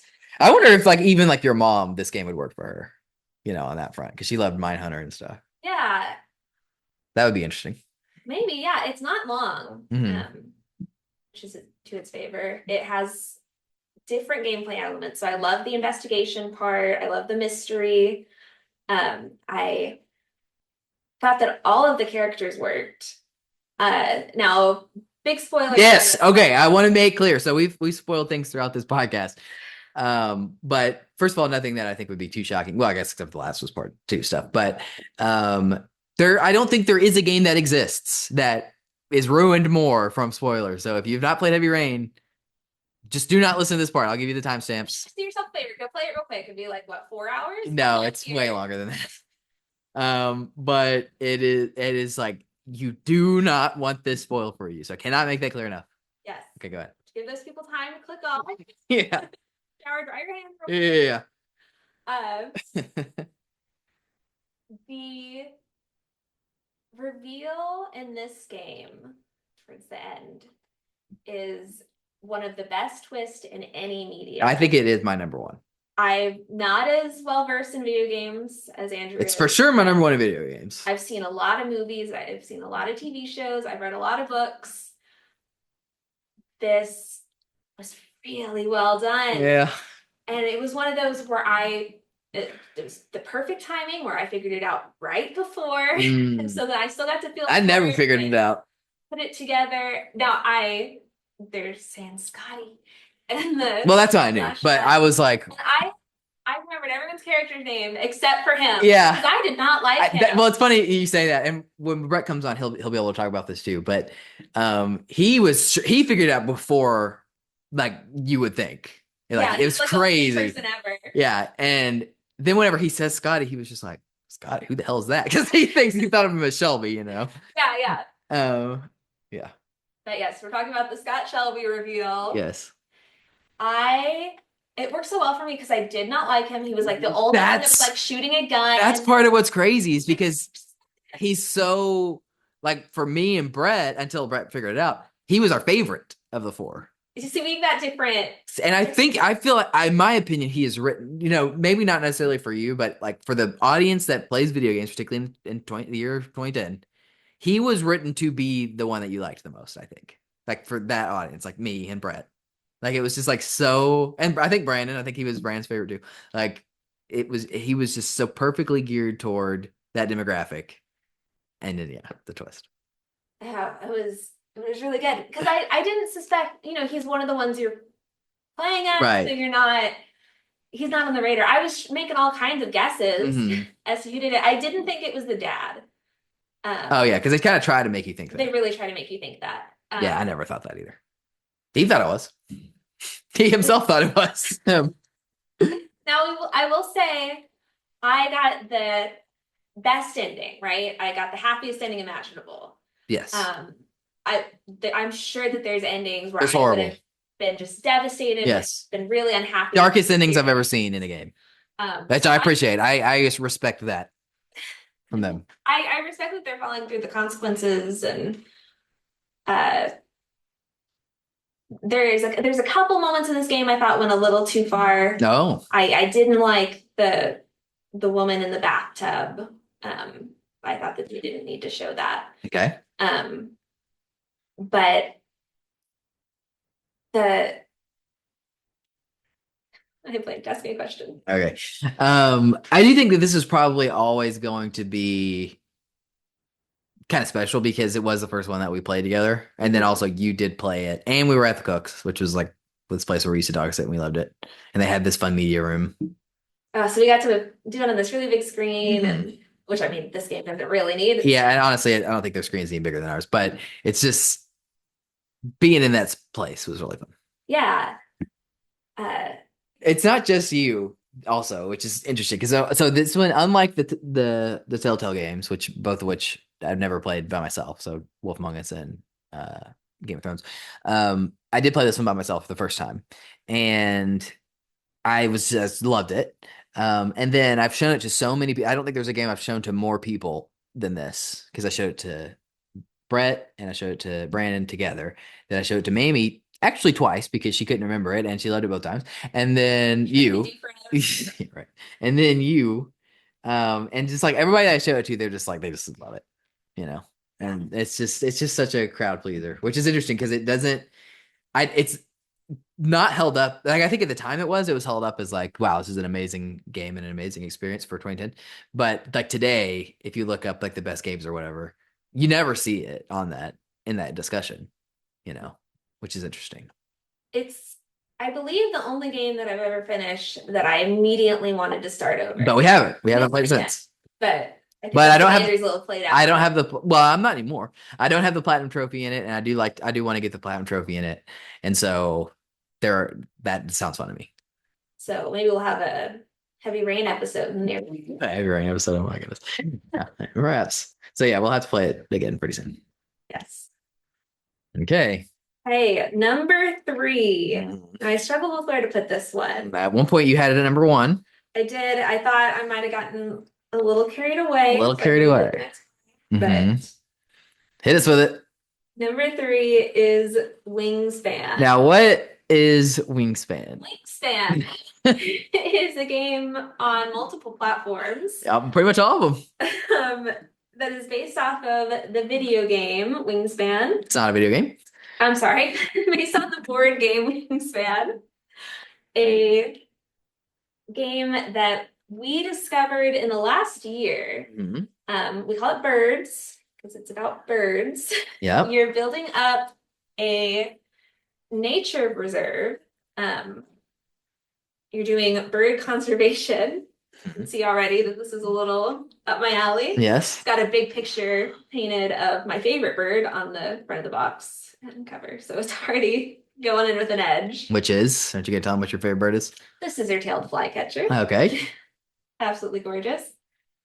So this one, I will say, I enjoy it more playing it physically, Okay. with family. But you can play with other people you know on the you can have it as an app, you can have it on your Switch and PlayStation, and I believe that you can play with people on different platforms. Yeah, we don't actually know that for sure. It's well, when you play with other people, you have to wait for them. Right, And obviously. they have to wait for me, and I don't know if you know this, but I'm the slowest Burnes. That's for sure, especially when it comes to Wingspan. I just love the strategy. I want to really think it through and not regret my turns. Doing lots of math and probability. Great pitch, Reagan. It sounds so much fun. Yeah, you haven't even really mentioned that it's a card game. Yeah. That's the number one thing. So for people who like card games, you might like it. Yeah. It's not stressful. It's really relaxing. Yeah, it really isn't. It's anybody can play it.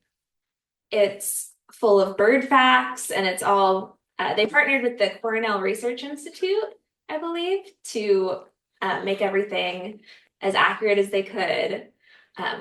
I've learned a lot of new birds, like I've been memorizing names, and they even have the scientific names on there, which is fantastic.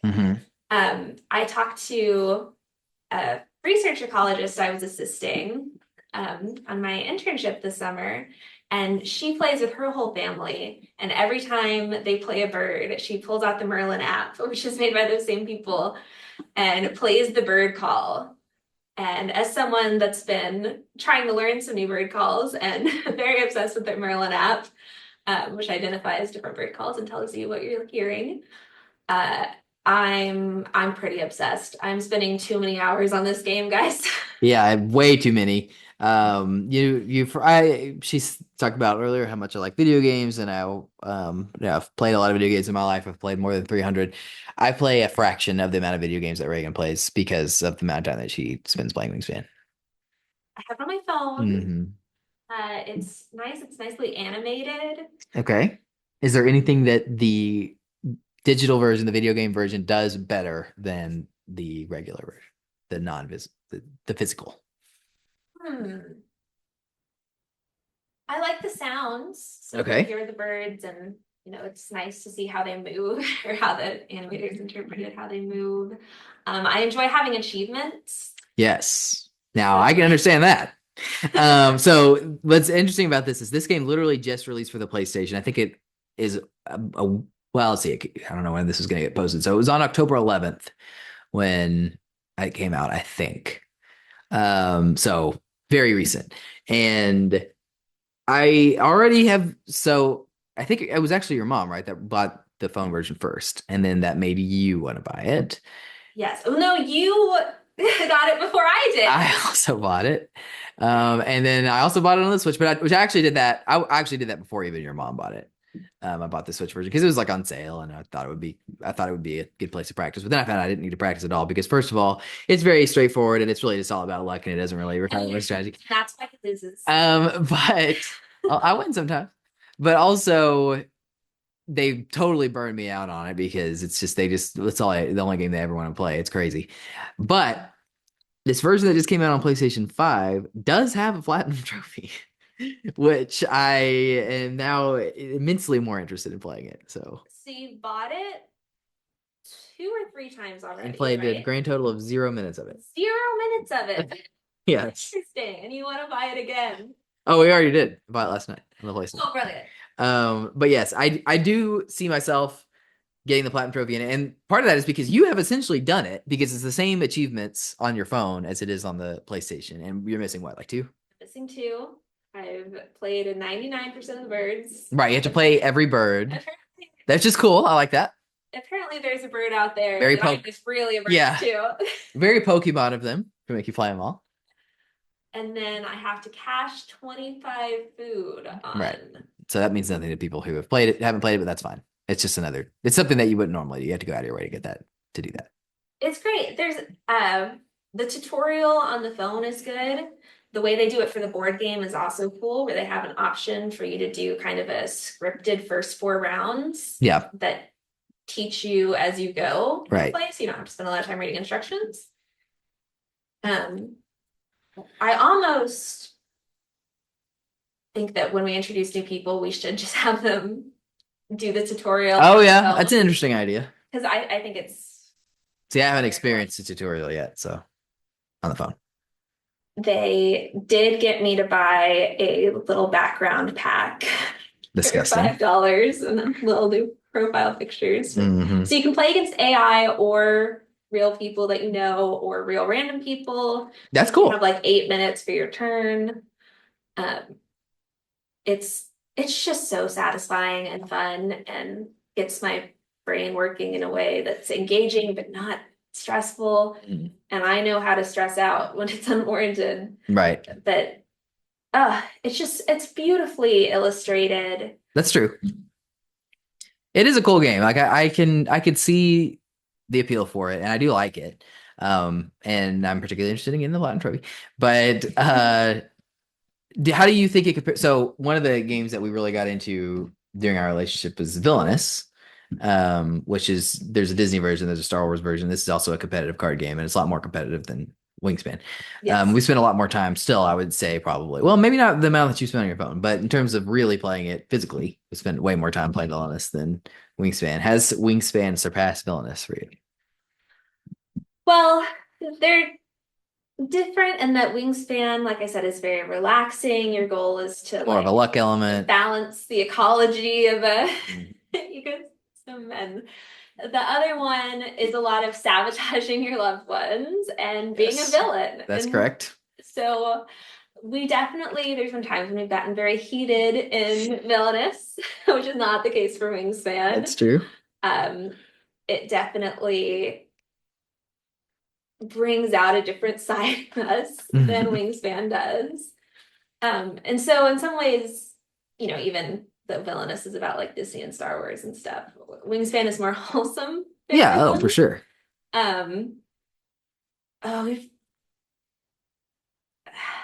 There's something special about Villainous for us. Yeah. We've been playing it for years, and we definitely bond over it, and that no one we show it to likes it as much as we do. That's true. And yet Andrew wants anyone else to win but me. Yes, in a multi-person situation. Yeah. Well, and in a single person situation. That's true. He would rather win, but if he's not going to win, he wants a good point. someone else to win but me. Yeah. So it definitely makes us more competitive. Yeah. Whereas I feel like with Wingspan, it's just like, I'm going to do my very best. Yep. They're just different. It depends on what kind of fun I want. Okay. I want to say Villainous is a little bit more complex. It has more moving parts. Definitely. And I really love how each time you play Villainous, like depending on what character you are, you have a totally different goal. Mhm. You don't have the same goal as somewhere else. You can play the same one every time if you know you love that one, or you can bounce around and keep it fresh. So we'll see if Wingspan has this. So we'll see if Wingspan has the staying power of Villainous. But there are 2 expansions, and we have one of them. So That's true. We haven't played it yet. yes, we'll add whole new dynamics that I'm sure will keep it fresh and engaging for a while longer. Okay. So highly recommend. Number 2. Now this game, I insisted we replay before we recorded this podcast. And it's a good thing we did, because it was previously about number 17. Now here it is at number 2. But I've been saying for years, I know it's too low. It's just like the second game we ever played together, and it went by so fast. It was only 4 hours. Yeah. It was 4 years ago. But it definitely earned its spot at number 2. And that is To the Moon. To the Moon. Yeah, very special game. I implore anybody listening to this to play it. It is not a huge time commitment. Anybody can do it. There's barely any gameplay at all. You're just absorbing a story, and it just happens to be one of the greatest of all time. So yeah, our first playthrough of this was in 2021. It was actually in Brandon's room in Mom's old house in Anthem. Yes, thanks for sharing, Brandon. That was 2 houses ago for her. So that probably subconsciously enhanced the feeling of it being a long time ago when we played, because it was just in a place that we can't access anymore. But yeah, we played it again about a week ago, and we're both in tears multiple times. Oh yes. It is, for me, impossible to get through it without breaking out into tears, I think. I mean, I haven't yet. There are times when even just hearing Everything's All Right, which is like kind of the main song from it, or even just like seeing a trailer can like get me misty-eyed, which is very telling. Because really, when it comes to video games, I really don't cry a lot. Movies get me a lot more often, even though, which is interesting because I prefer video games significantly. But yeah, movies kind of pull on my heartstrings more. But yeah, To the Moon, it is really effective at doing that. Everything's All Right was our wedding song that we danced to. It's our first dance. I knew that was my pick for that from the beginning. Yeah, there was never any debate about that one. Yeah. It was on the first playlist Andrew ever made me. Was it? It was the climax. Well, yeah, it's a hard act to follow. And I'm sure I cried then. It's just gorgeous. There's rich, endearing characters. Not a lot of them, but they're the ones that are there very good. River, just like we might name a kid after River. River is it's my top baby girl name if we have a girl. So you have to check back and see if that happens. Mark your calendars. One thing that I will say about this is, so I've talked about this quite a bit on my list, and it's hard to like get too deep into it because you want people to experience it for themselves. Yes. And a lot of people probably haven't played it, but one of my favorite plot devices, I think, is working music into the actual story, which they do a lot in To the Moon, and I think very effectively, probably the best that I've ever seen it done. Final Fantasy VIII also comes to mind, where with the flashback scenes with the song, they use that with Eyes on Me, but with To the Moon, like the kind of the main character composes the main theme of the song in the game, and then there's some iterations on it, and he has a working title for a while. But yeah, it's I think that's like really well done. Yeah, it's a gorgeous soundtrack. The story is precious. The message is so wholesome and heartwarming. There's no combat. None whatsoever. A speck of combat. Yeah. Oh, it's beautiful. Yeah. And the game is beautiful too. Like in a kind of old pixelated. I will say there's actually multiple versions of it that are out right now. So like on Steam, I don't know if you can actually get both versions on Steam, but they remastered it for the Switch in 2020. That was when I first played it. And that version is really, really gorgeous. And then they just put it on PS5, which is the version that we played, and it's actually the original non-remastered version, which is a little bit disappointing. So I do recommend the remastered version if you can. They're both great. It's not going to matter. It's 10 out of 10 experience either way. But the remaster, if you have to pick one, the remastered version is superior. I will say, after we replayed it last week, I went and was looking at different people's comments on it, and I saw a lot of people really missing a lot of things that came together at the end. And there was a thread about like, didn't get it. Here's like 12 things I didn't understand about the ending. And then there was a bunch of people responding, and they were missing a bunch of stuff too. So I mean, certainly I think you get more out of it, or you see more the second playthrough. Yeah. But if you think you're missing stuff, email us. Let us know. Yeah, ControlledBurnes with an ES at gmail.com. Well, I also... Well, it's a shame that it went over their heads. Yeah. That sounded condescending, but it's truly such a brilliant story that I want people to get as much as they can out of it. Yeah, and so I mentioned that I really like the plot device with using the music in the story. And another one of my favorite plot devices is something that we talked about with Last of Us Part 2, which is just working with perspective and flashbacks and stuff like that. I mean, that's literally the entire game of To the Moon. Yeah. And it's like never real, like Last of Us Part 2 is done exceptionally well, but in To the Moon it is also done exceptionally well. So like those are my top two examples of it, I would say. And evidently, it's part of a whole series that we have not touched. Yeah, we've only played To the Moon, and the creator Kan Gao, it's really just made by like the one developer, and he wrote the music even. And yeah, he did. Oh gosh, I don't even really remember what the other ones are called, but they're not called like To the Moon or anything like that. There's no indication based on the title that they're in the same series, but they are. I didn't realize that they were until we played last week. I was like, what have we been doing? Yeah, because they gave us an ad at the end. They were like, hey, play the others in the series, which is smart of them to do. Because it is it feels very standalone. which I think it is. And so in the sense of like the characters of River and Johnny are that standalone. Yes, but in terms of the concept though, they can use with other characters. Right. And I think those main two. Yeah, I mean, think they're not really the main characters. I think the scientists. Well, if you look at they're the ones that are on the box art. Really? But look, there it is right there with Bird. But yeah, because I have I have the limited run collector's edition of it, and it's also on my home screen right now on my PS5 since we played it so recently. But yeah, it's the two doctors that are on the cover. That box came with a stuffed platypus. Yeah, which you'll understand if you play the game. Why that's so awesome. And we named it Bird because that's what Andrew likes to call anything with a beak. Oh yeah. I forgot that's why we called it that. Okay. Well, yeah, To the Moon, it's a masterpiece. You gotta play it. I really hope that you do if you're listening to this. Truly. It's only 4 hours. It's not a huge time commitment. It can't be expensive. Yeah, it's not. On PS5 it was $10.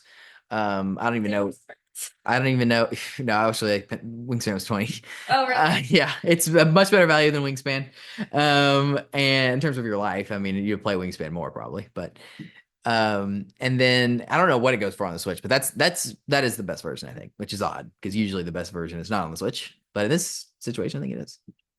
And I mean, give it a chance to warm up too, because it builds and then it just keeps on building. Yeah, it's so good. It doesn't stop until like credits roll. Mm-hmm. So, okay, are we ready for number one? Number one, the big reveal. Sticking with the moon theme. Well, it's Pokemon Moon. Pokemon Moon. Okay, now this was your first Pokemon game. So that probably helps. Obviously, that probably significantly increased the odds it was going to be your favorite in that series. She also had, I just want to point out, some crazy good luck with this because I mentioned earlier that she had the Eevee team. And so the way that we were doing that is she was just breeding a bunch of Eevees. And she hatched a shiny white Eevee just by chance, which is unbelievable. And she evolved it into an Umbreon with my guidance. Yes. And that's amazing. So she literally has a shiny Umbreon on her copy of Pokemon Moon. He's awesome. That is. I named him Damon because at the time it was Andrew's favorite House of the Dragon. Oh yeah, we were watching House of the Dragon season 1 at the time. Yes. Yeah, so that was pretty amazing. I think it was, so you used the 6 Eevees. There's 8 evolutions in total, so you left out Vaporeon and Jolteon. Yes. I have never, Jolteon's the only one that I've never used. Yeah. Because you used a Vaporeon briefly in Black and White. Or no, in Fire Red. Yes. Which we're playing. That one's ongoing. That's why we haven't talked about that one much.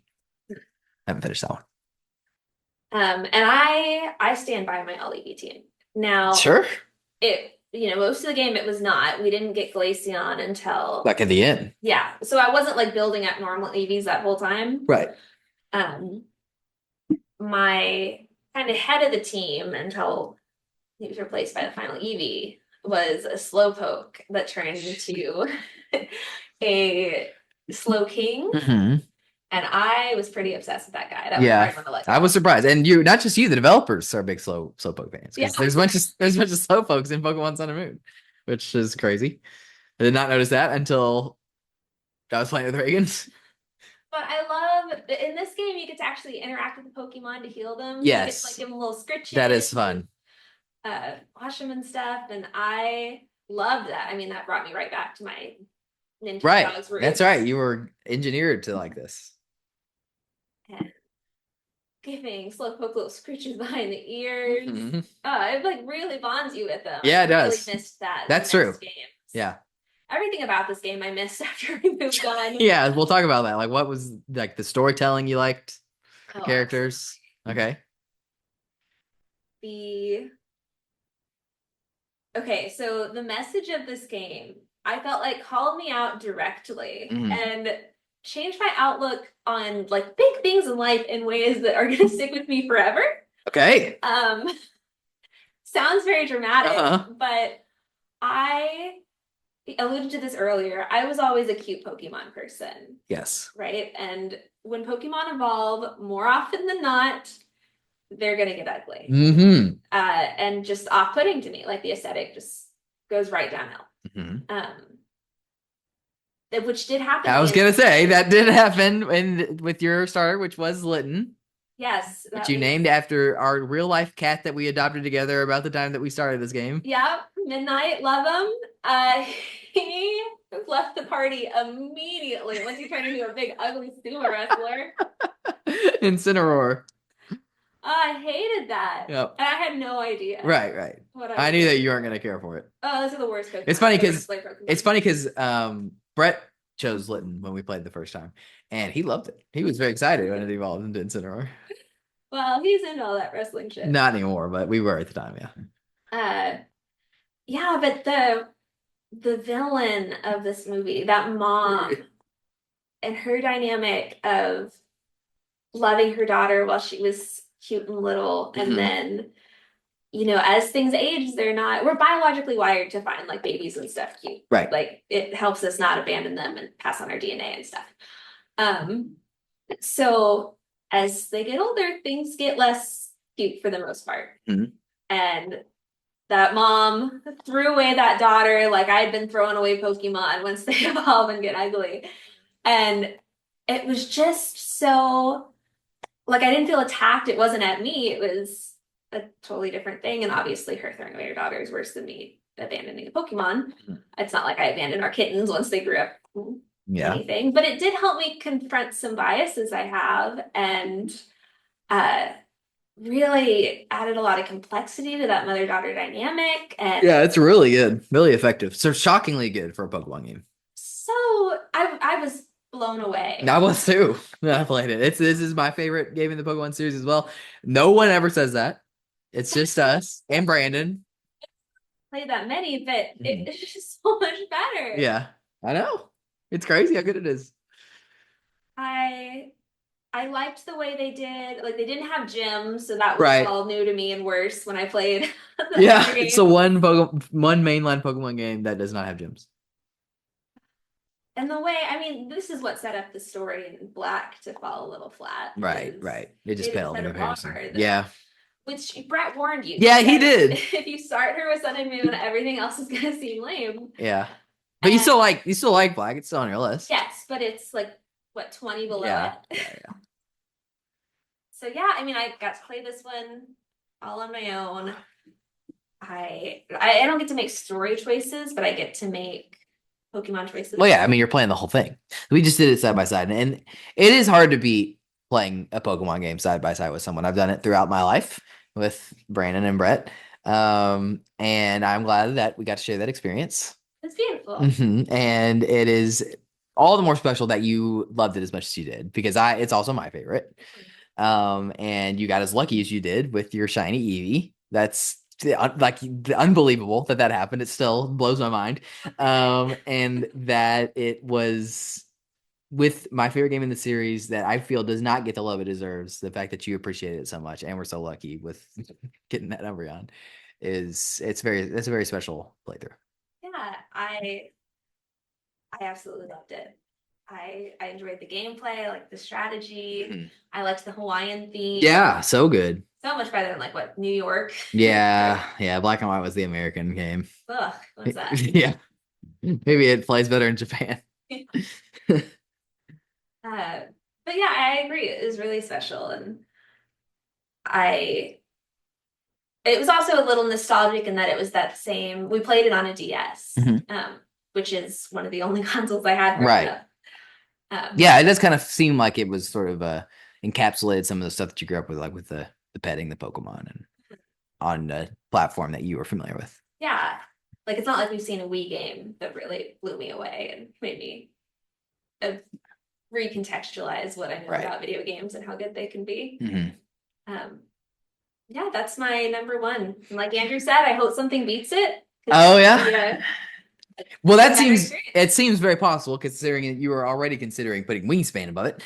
Well. So I don't think so. Let's see. It's been probably a couple of years now since we played Sun and Moon, so it's not like this is something that's been entrenched for you. So for me, it's been, let's see, it's 2024, so it's been almost 8 years since I played Final Fantasy VII for the first time through, and it also has not been my number one the entire time, but the majority of that time since then, it has been my number one.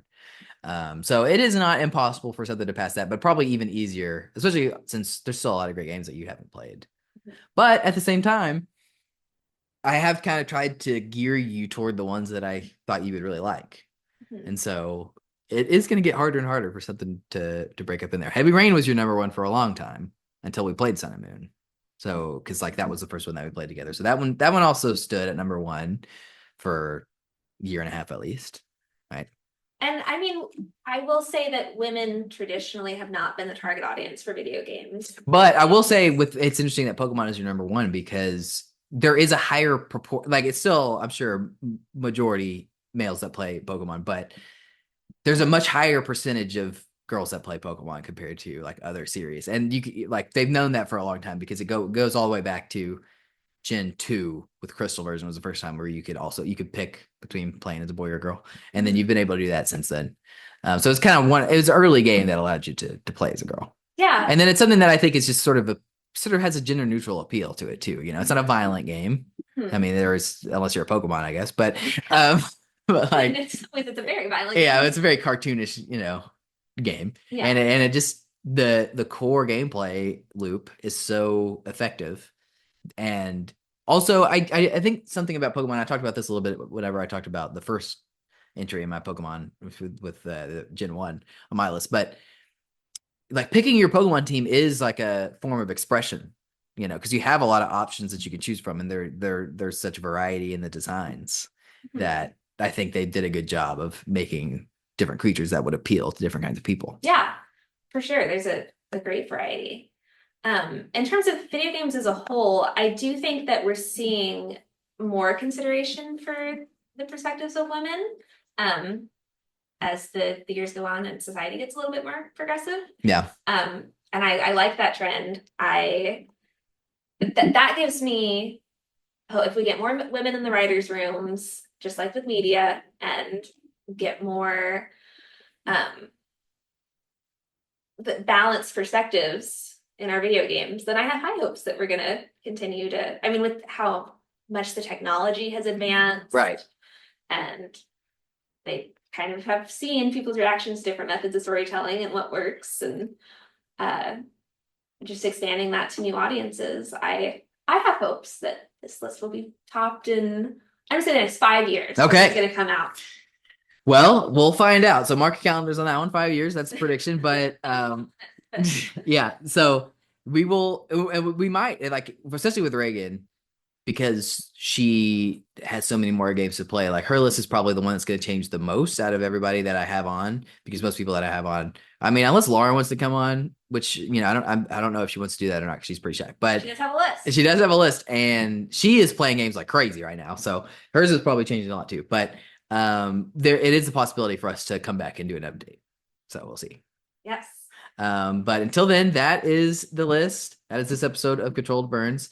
For more lists, for more guests, and for more Reagan, because I expect her to come on for some other topics in the future, then, we can keep it here. It's every Monday is the idea for uploads. Every once in a while, I might do like a late Tuesday upload, but, early week uploads. You can write into ControlledBurnes with an ES at gmail.com to have your email read on the show, and then you can subscribe, follow, like, review, whatever it is that you can do on your platform of choice. So thank you, Reagan, for being on. Thank you for having me. Okay, and then yeah, it was a lot of fun. And so until next time, keep it warm. Keep it warm.